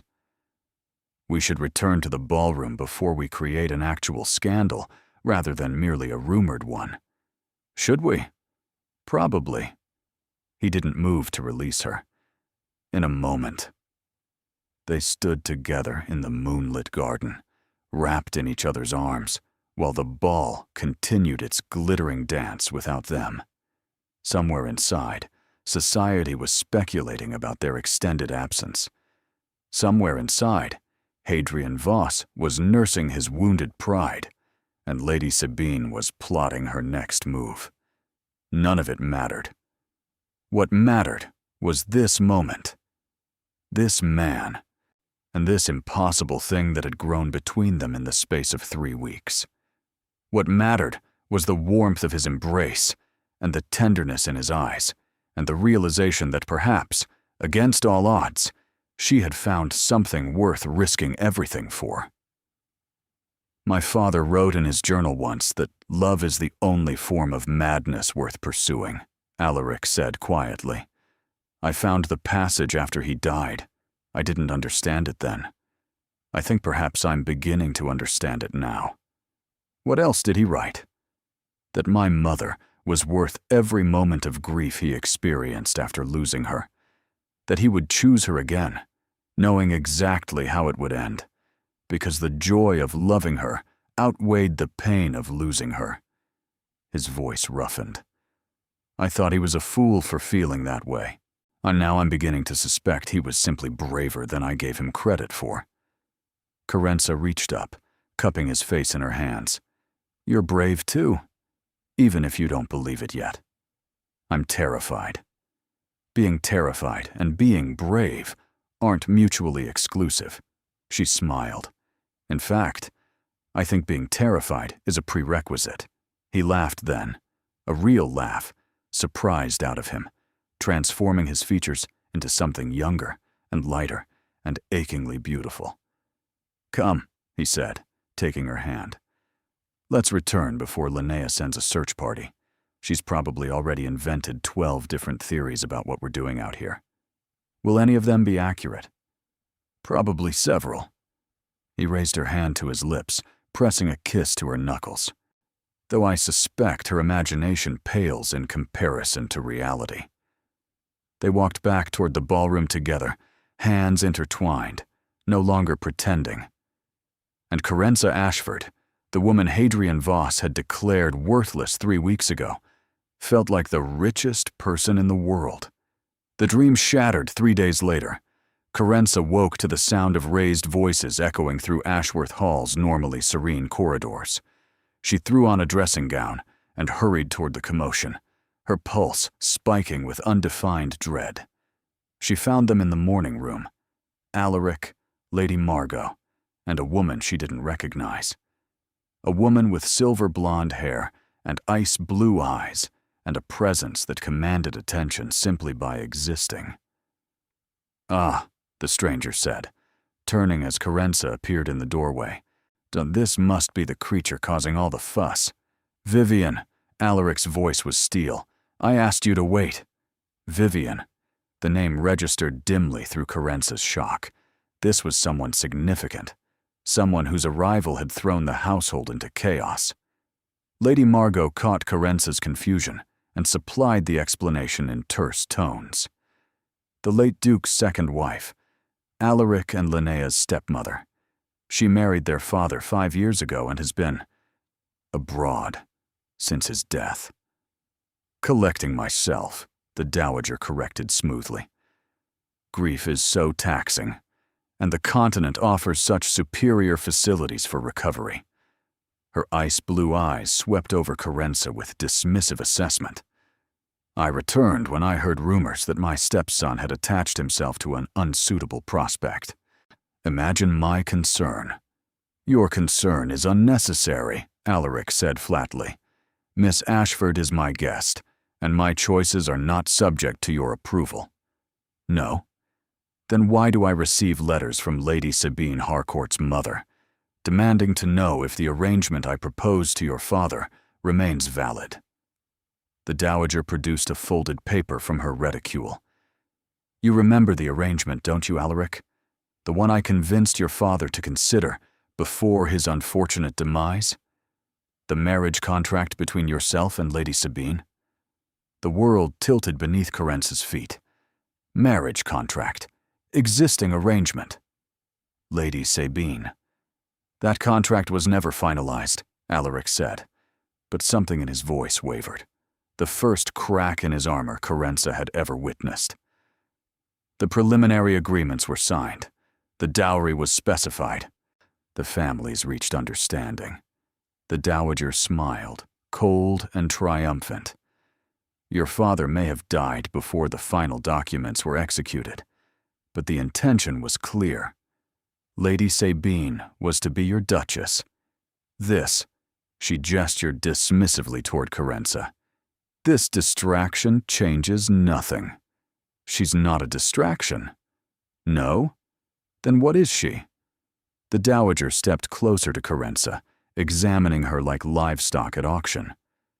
A merchant's daughter, whose family lost everything through incompetent investment. A woman publicly discarded by Hadrian Voss, hardly a recommendation for quality. A charity case you've taken up to avoid your responsibilities. Each word landed like a blow. Carence felt herself shrinking, all the confidence she had built over the past weeks crumbling beneath the dowager's ruthless assessment. That's enough! Lady Margot stepped forward, her expression furious. Whatever your claims, Vivian, you have no authority in this household. The title passed to Alaric. The decisions are his to make. The decisions may be his, but the consequences belong to all of us. The dowager turned back to Alaric, her voice softening to something almost maternal. My dear boy, I understand the appeal. She's pretty enough, and clearly quite clever to have positioned herself so effectively. But you must see that this path leads nowhere. Marry her, and you invite scandal. Marry her, and you weaken alliances your father spent decades building. Marry her, and you prove to everyone that the Ashworth title is not worth what it once was. I don't care about— You should care! The dowager's voice sharpened. You should care because your father would have cared, because everything he built depended on strategic marriages and calculated alliances, not romantic foolishness with unsuitable women. She paused, letting the words sink in. Honor his memory, Alaric. Complete the arrangement I worked so hard to secure for this family. Marry Lady Sabine as intended. The silence that followed was suffocating. Carence watched Alaric's face, searching for some sign that he would reject the dowager's demands, that the connection they had built meant more than contractual obligations and family expectations. But his expression had closed down. The warmth she had glimpsed in the garden, the vulnerability he had shown when he kissed her, all of it had retreated behind walls of duty and propriety and the crushing weight of legacy. Alaric, she said softly, or tell me this isn't true. Tell me there was no arrangement. He couldn't meet her eyes. There were discussions, he said finally, before my father died. Vivienne proposed the match, and my father considered it. Nothing was finalized, but discussions occurred. And you didn't think to mention this when you proposed our arrangement? When you— She broke off, the memory of the garden too painful to speak aloud. I believed it was irrelevant. The contract was incomplete. I had no intention of honoring it. But you knew it existed. You knew Lady Sabine believed she had a claim on you. You let me believe I was the only complication in your path to marriage, when in reality, I was competing with a formal arrangement your stepmother orchestrated. Carence, don't. She held up a hand, her voice cracking. Don't say my name like it matters. Don't pretend this. Whatever this was real. It was real. Was it? She gestured at the Dowager, at the letter still clutched in those manicured fingers. Because from where I stand, it looks like I was exactly what Hadrian Voss said I was. A diversion. A pleasant way to pass the time until someone suitable demanded their due. That's not. Your stepmother is right. Kerensa felt something breaking inside her chest, but she forced the words out anyway. I don't belong here. I never did. I was a desperate woman grasping at straws, and you were a grieving man avoiding responsibility. Whatever we thought we felt in that garden, it wasn't real. It couldn't be real. Because real things don't crumble the moment someone produces a piece of paper. The Dowager watched this exchange with barely concealed satisfaction. Lady Margot looked stricken. And Alaric stood frozen, his face ashen, unable to produce the words that might have stopped her. I'll leave today, Kerensa continued, her voice steadier than she felt. Thank Linnea for her friendship. Tell her, she paused, fighting the tears that threatened to spill. Tell her I'm sorry I couldn't stay. Kerensa, please. But she was already walking away, back through the corridors of Ashworth Hall, past the portraits of generations who had never questioned their place in the world, toward the ivory suite, where her borrowed dresses hung like ghosts of the woman she had briefly pretended to be. She packed with mechanical efficiency, when taking only what she had arrived with: the silver gown from the Whitmore ball, the modest belongings she'd brought from home, and the book of sonnets Alaric had given her that first week. She should leave the book. It was his mother's, precious and irreplaceable. Keeping it felt like theft. But when she tried to place it on the dressing table, her hands refused to cooperate. Some things, once given, could not be returned. Some memories, once created, could not be erased. She tucked the book into her bag and walked out of Ashworth Hall without looking back. The carriage ride home felt endless. She stared through the window at passing countryside that blurred through tears she no longer tried to suppress. Everything she had built over the past 3 weeks, the confidence, the hope, the impossible dream that perhaps she had found where she belonged, all of it lay in ruins behind her. Hadrian Voss had been right. She wasn't worth choosing. She never had been. 3 days passed in a fog of misery. Kerensa moved through her family's modest home like a ghost, performing necessary tasks without awareness, speaking when spoken to but offering nothing more. Her mother watched with worried eyes, but asked no questions. Her father retreated further into his silence. Only Silas pressed for explanations, and she gave him none. What was there to explain? She had reached for something beyond her grasp and been reminded, brutally, of her place in the world. The same lesson she should have learned from Hadrian Voss, but had apparently needed to learn twice. On the 4th morning, a carriage arrived. While Kerensa watched from her bedroom window as Linnea Vane descended from the Ashworth vehicle, her expression determined despite the obvious anxiety in her movements. She looked thinner than she had 3 days ago, pale and fragile, in ways that made her heart clench with concern. She should refuse to see her. Should send word that she was indisposed, that visitors were not welcome, that whatever connection had existed between them was now severed by circumstances beyond their control. Instead, she found herself walking down the stairs to the modest parlor where Linnea waited. "You look terrible," Linnea said without preamble. "Thank you. I mean it. When was the last time you slept properly? Or ate? You look like you're preparing for your own funeral." Linnea crossed the room and seized Kerensa's hands. "This is ridiculous. You have to come back." "I can't." "Why? Because Vivian appeared with her theatrics, and her contracts, and her manipulations?" Linnea's grip tightened. "She's lying, Kerensa. Or at least, she's twisting the truth beyond recognition." The contract exists. A preliminary discussion exists. One Vivian convinced my father to consider, briefly, before he decided that Lady Sabine was exactly the wrong sort of woman for his son. Linnea's eyes blazed. My father never would have forced that match. He believed in choosing for oneself. He chose my mother against his family's wishes, and he never regretted it. Whatever Vivian claims, she's manufacturing pressure to suit her own purposes. What purposes? She wants control. She always has.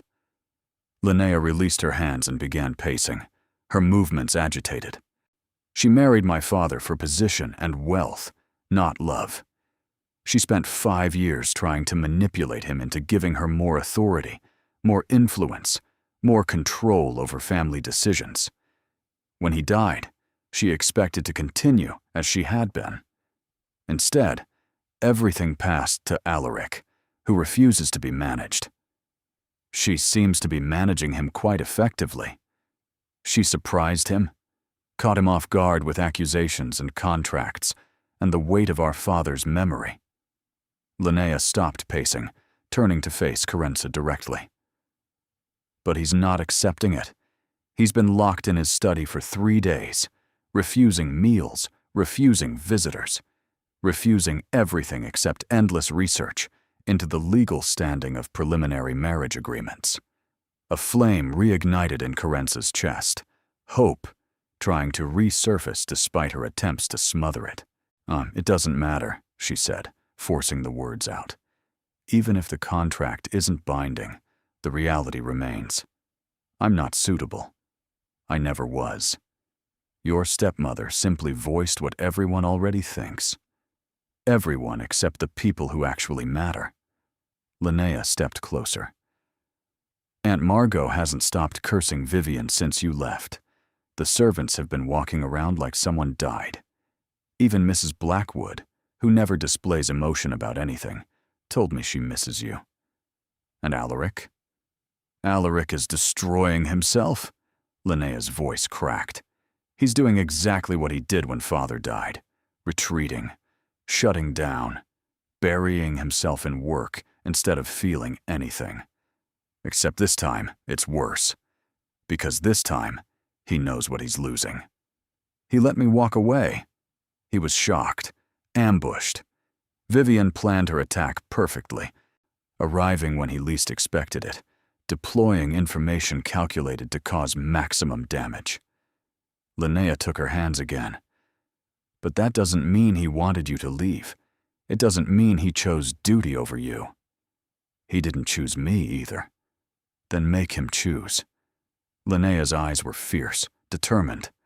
Go back. Confront him. Force him to say what he actually feels instead of hiding behind obligation and propriety and the ghost of our father's expectations. You're the bravest person I know, Carenza. You survived public humiliation and came out stronger. You navigated Aunt Margot's interrogation without flinching. You made my brother laugh for the first time in 8 months. Her voice softened. Don't let Vivian win, please. Carenza wanted to refuse. Every rational part of her brain screamed that returning to Ashworth Hall would only lead to more pain, more rejection, more proof that she was not worth choosing. But then she remembered Alaric's voice in the garden. Being terrified and being brave aren't mutually exclusive. She remembered her own words. Safe is just another word for empty. She remembered the kiss, the warmth, the impossible feeling that perhaps, against all odds, she had found where she belonged. One conversation, she heard herself say. That's all. If he doesn't, if he can't, he can. Linnea's smile was radiant with relief. He just needs you to show him how. The journey back to Ashworth Hall felt different than before. Not the confusion of the first night, or the despair of the departure, but something else. Determination, perhaps, or the reckless courage of someone with nothing left to lose.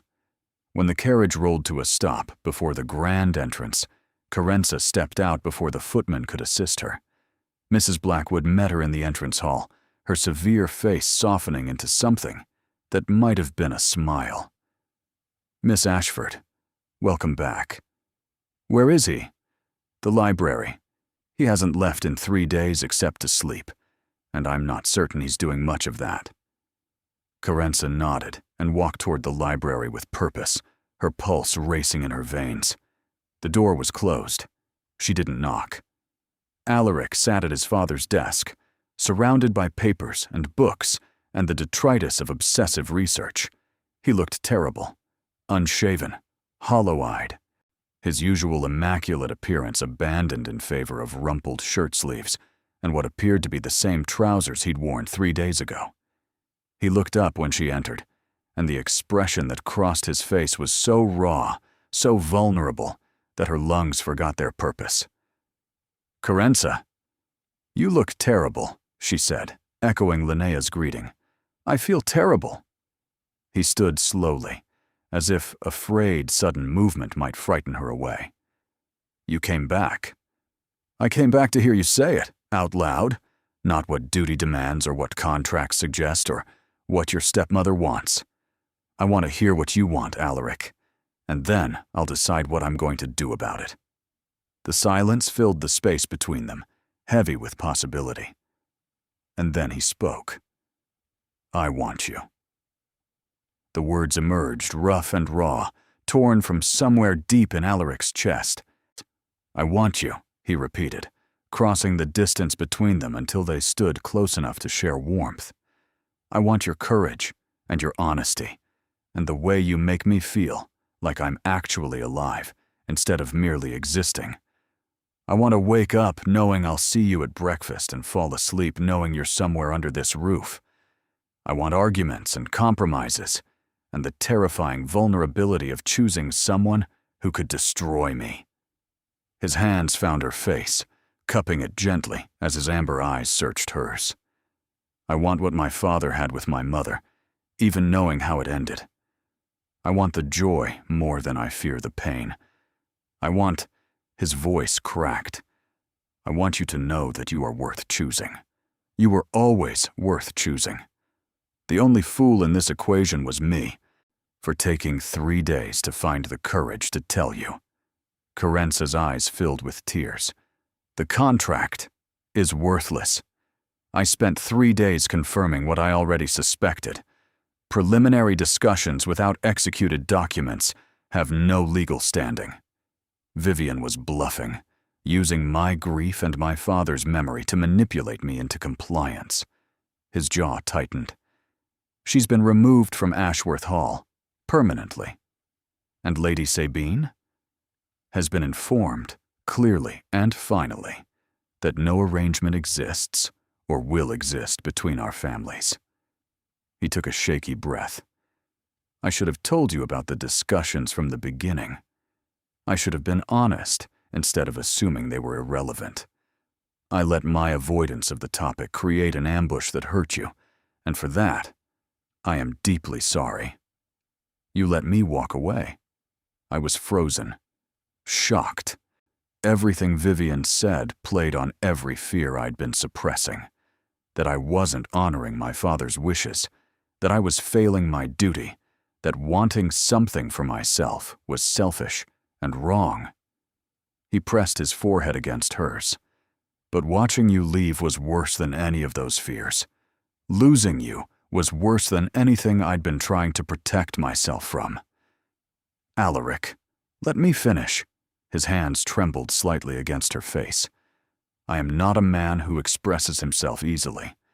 I've spent years building walls, avoiding vulnerability, convincing myself that duty and obligation were sufficient reasons for living. Meeting you demolished every defense I'd constructed, and I've been terrified ever since. Terrified of what? Of caring, of hoping, of discovering that perhaps my father was right, and love, real love, is worth the risk of loss." He pulled back slightly, meeting her eyes with absolute sincerity. "I love you, Carenza Ashford, not because of arrangement or obligation, or social advantage.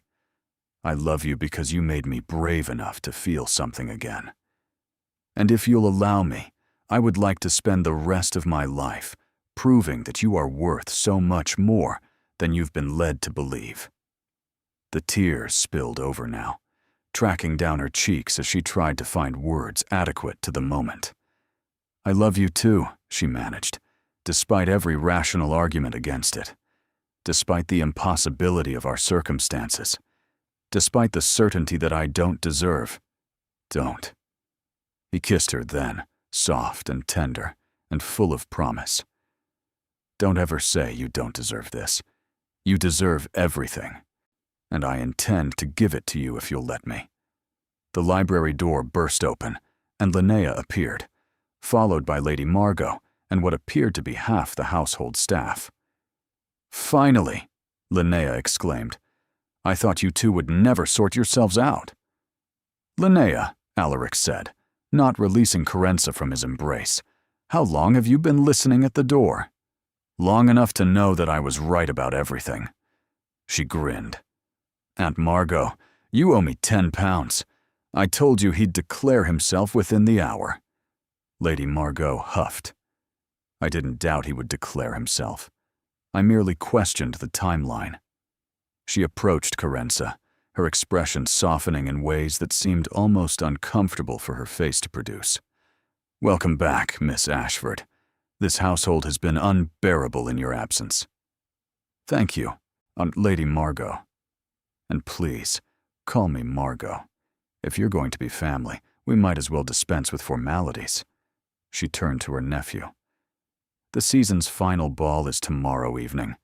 I assume you intend to make some sort of announcement?" "Several announcements, actually." Alaric's arm tightened around Carenza's waist, including one that will require a ring. The room erupted in excited chatter. Linnea threw herself at both of them, wrapping her arms around them in an enthusiastic embrace. Mrs. Blackwood made a sound that might have been a sniffle before retreating to organize the staff. Even Daphne, hovering near the doorway, was openly crying. In the midst of the chaos, Carenza looked up at Alaric and found him watching her with an expression of such tender wonder that her heart soared. "Are you certain?" she whispered, and low enough that only he could hear. "Society will talk. They'll say terrible things." "Let them talk." He pressed a kiss to her forehead. "I've spent my entire life caring about what society thinks. I'm rather looking forward to caring about something else instead. Your stepmother is powerless, and she knows it.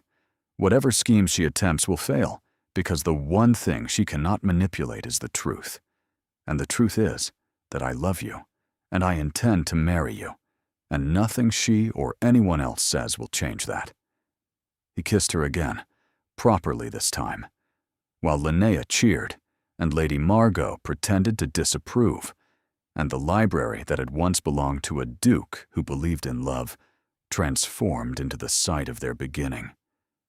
And Carenza Ashford, who had been told she was not worth choosing, so I finally understood that worth was not determined by those who failed to recognize it. Worth was determined by those who did. The season's final ball at Whitmore House, the same venue where everything had begun, would now host something else entirely. She descended the grand staircase on Alaric's arm, wearing a gown of deep burgundy that Madame Colbert had rushed to complete in the day and a half since her return. The bodice was embroidered with golden thread in patterns of intertwining roses, and around her neck hung a pendant she had never seen before, an oval-cut sapphire surrounded by diamonds, passed down through 6 generations of Ashworth women. "My mother wore this at her engagement ball," Alaric had said when he clasped it around her neck. It seemed fitting. The ballroom fell silent as they appeared at the entrance, on hundreds of faces turned toward them, a sea of curiosity and speculation and barely concealed judgment. Carenza lifted her chin and smiled.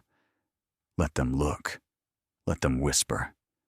Let them construct whatever narrative suited their purposes. She knew who she was. She knew what she had survived. And she knew, beyond any doubt, that the man beside her had chosen her, not despite her circumstances, but because of who those circumstances had shaped her to become. They moved through the crowd like royalty, Alaric introducing her to those she had not yet met, reintroducing her to those she had. The reactions varied, some warm, some cool, some openly hostile. But none of it mattered. What mattered was the warmth of his hand on hers, the pride in his voice when he spoke her name, and in the way he looked at her as if she were the only person in the room worth seeing. Hadrian Voss appeared in their path, and for a moment, Carenza's heart clenched with old instinct. But Alaric simply nodded with cold courtesies and guided her past without stopping, as if Hadrian were beneath notice, which, she supposed, he was. "You didn't have to do that," she murmured. "Do what?" "Ignore him so thoroughly. He'll be humiliated." "Good." Alaric's expression remained pleasant for the benefit of observers, but his voice held steel.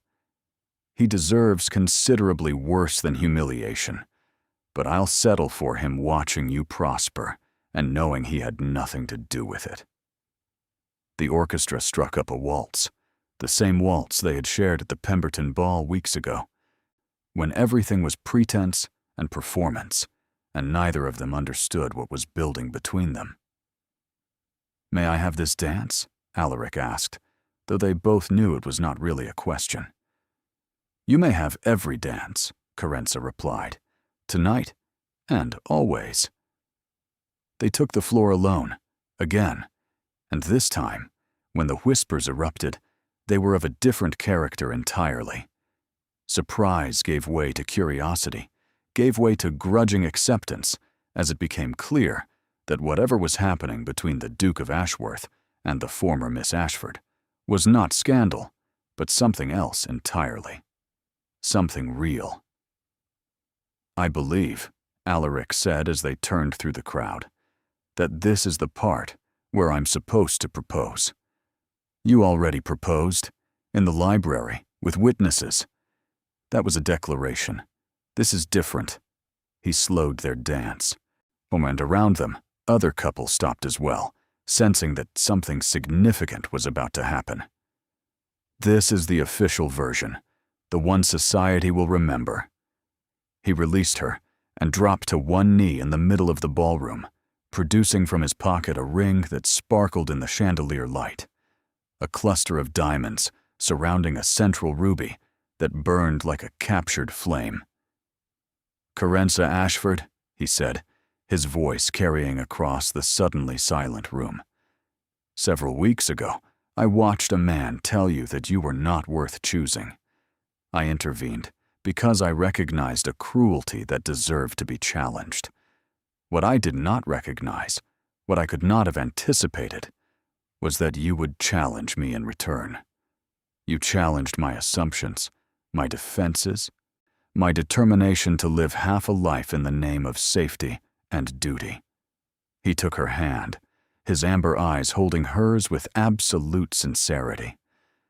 "You taught me that survival is not the same as living, that love is worth the risk of loss, that being terrified and being brave are not mutually exclusive." His voice roughened. "You are worth choosing, Carenza. You were worth choosing the moment I met you, and you will be worth choosing every day for the rest of my life. Will you marry me?" The silence stretched for a heartbeat, 2 and 3. "Yes," she said, and the word emerged stronger and surer than anything she had ever spoken. 1,000 times. "Yes." He slid the ring onto her finger and stood, pulling her into an embrace that was thoroughly improper for a ballroom and absolutely perfect for the moment. Around them, applause erupted, tentative at first, then swelling as society decided to embrace the narrative rather than fight it. The Duke of Ashworth had chosen love over duty, passion over propriety, and there was something irresistibly romantic about a man defying expectations for a woman he barely knew. Even Lady Sabine Harcourt, watching from across the room with fury barely concealed, could not dampen the triumph of the moment. "Well done," Alaric murmured against her hair. "You've conquered London society in under 2 months. I believe that's some kind of record. I had excellent assistance. You had excellent qualities that merely required the right circumstances to reveal themselves." He gazed at her with an expression that made her heart soar. "Whatever comes next, whatever challenges we face them together. That's the only promise I can make with certainty. But it's the only promise that matters." 6 months later, the wedding was everything a duke's nuptials should be. Grand, elaborate, attended by the cream of society, and nothing like anything Carenza had ever imagined for herself. She walked down the aisle of St. George's, Hanover Square, on her brother Silas's arm, wearing a gown of ivory silk that Madame Colbert had labored over for 3 months. The sapphire pendant hung at her throat, and in her hands she carried a bouquet of roses from the Ashworth Hall Conservatory, from the room where she and Linnea had become friends, where Alaric had first begun letting her see behind his walls. Alaric waited at the altar, looking slightly terrified and entirely perfect in his formal attire. When their eyes met, his expression softened into something that made her breath catch. "You are worth choosing." She had heard the words so many times now. From him, from Linnea, from Lady Margot, from the society that had once dismissed her and now clamored for her approval. But today, finally, she believed them.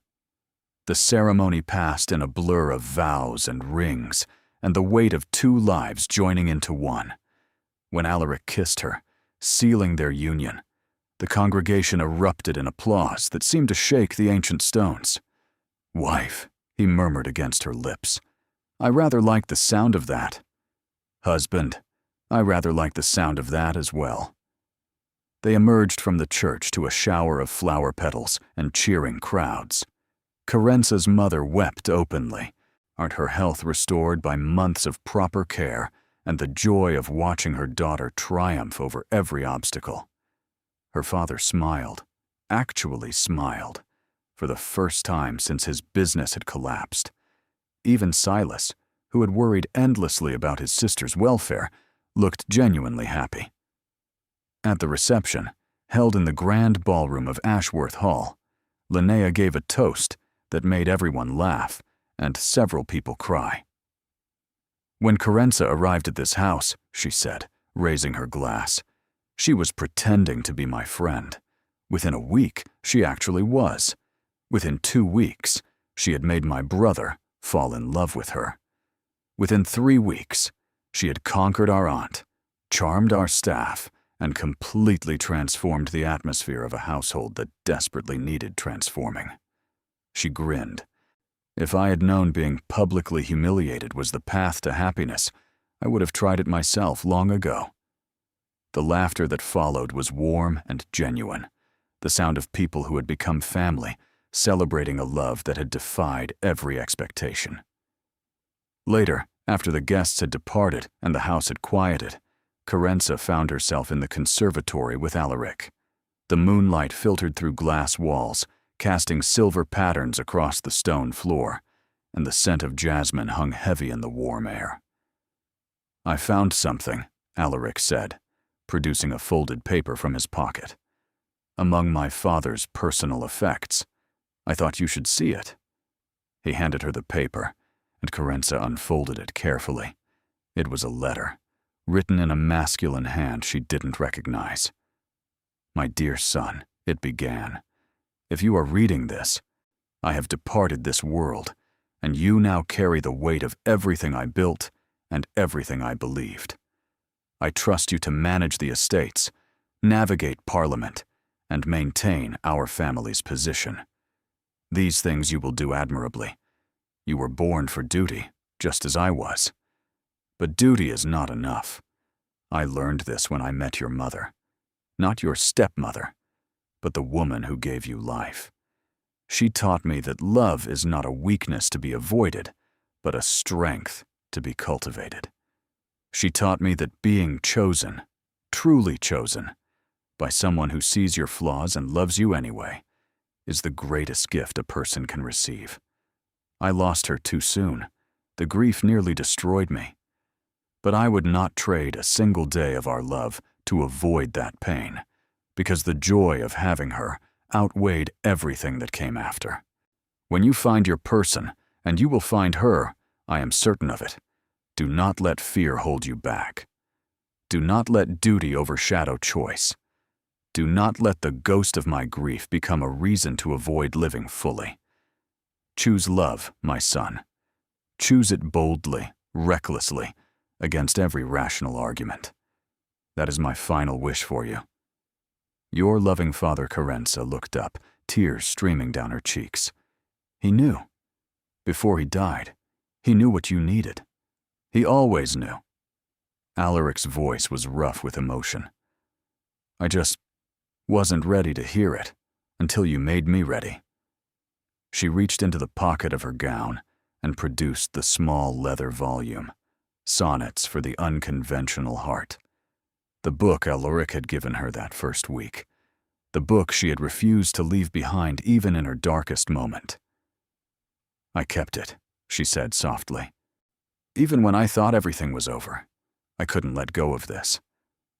Alaric took the book, turning it in his hands. My mother's favorite. And now mine. She smiled through her tears. Perhaps we should read from it. Tonight. And every anniversary after. He pressed a kiss to her forehead. A tradition worth keeping. She folded the letter carefully and pressed it against her heart. We should frame this. Keep it somewhere we can see it every day. In the library, perhaps, where everything began. Where everything began, she agreed. He pulled her close, and they stood together in the moonlight, two people who had found each other through accident and arrangement, and the courage to choose something real. And every year afterward, on the anniversary of the Whitmore Ball, they returned to that same venue. And not because they particularly enjoyed balls, they didn't, but because it reminded them of where their story began. A public humiliation, a duke's intervention, a woman who was told she was not worth choosing, proving to herself and the world that worth is not determined by those who failed to recognize it. Worth is determined by those who do. Thank you for listening. You are the reason these stories exist, because you believe in love that chooses courage over convenience, in characters who fight for happiness despite the odds, in endings that feel earned and true. Your presence makes this space warm and welcoming. Every comment, every share, every moment you spend with these characters matters more than you know. Do you have a favorite line or scene? Your engagement helps me understand what moves you, what keeps you listening, and what stories to create next. Consider subscribing if you'd like more romance with emotional depth and genuine character growth. Thank you for being here. You make this community what it is.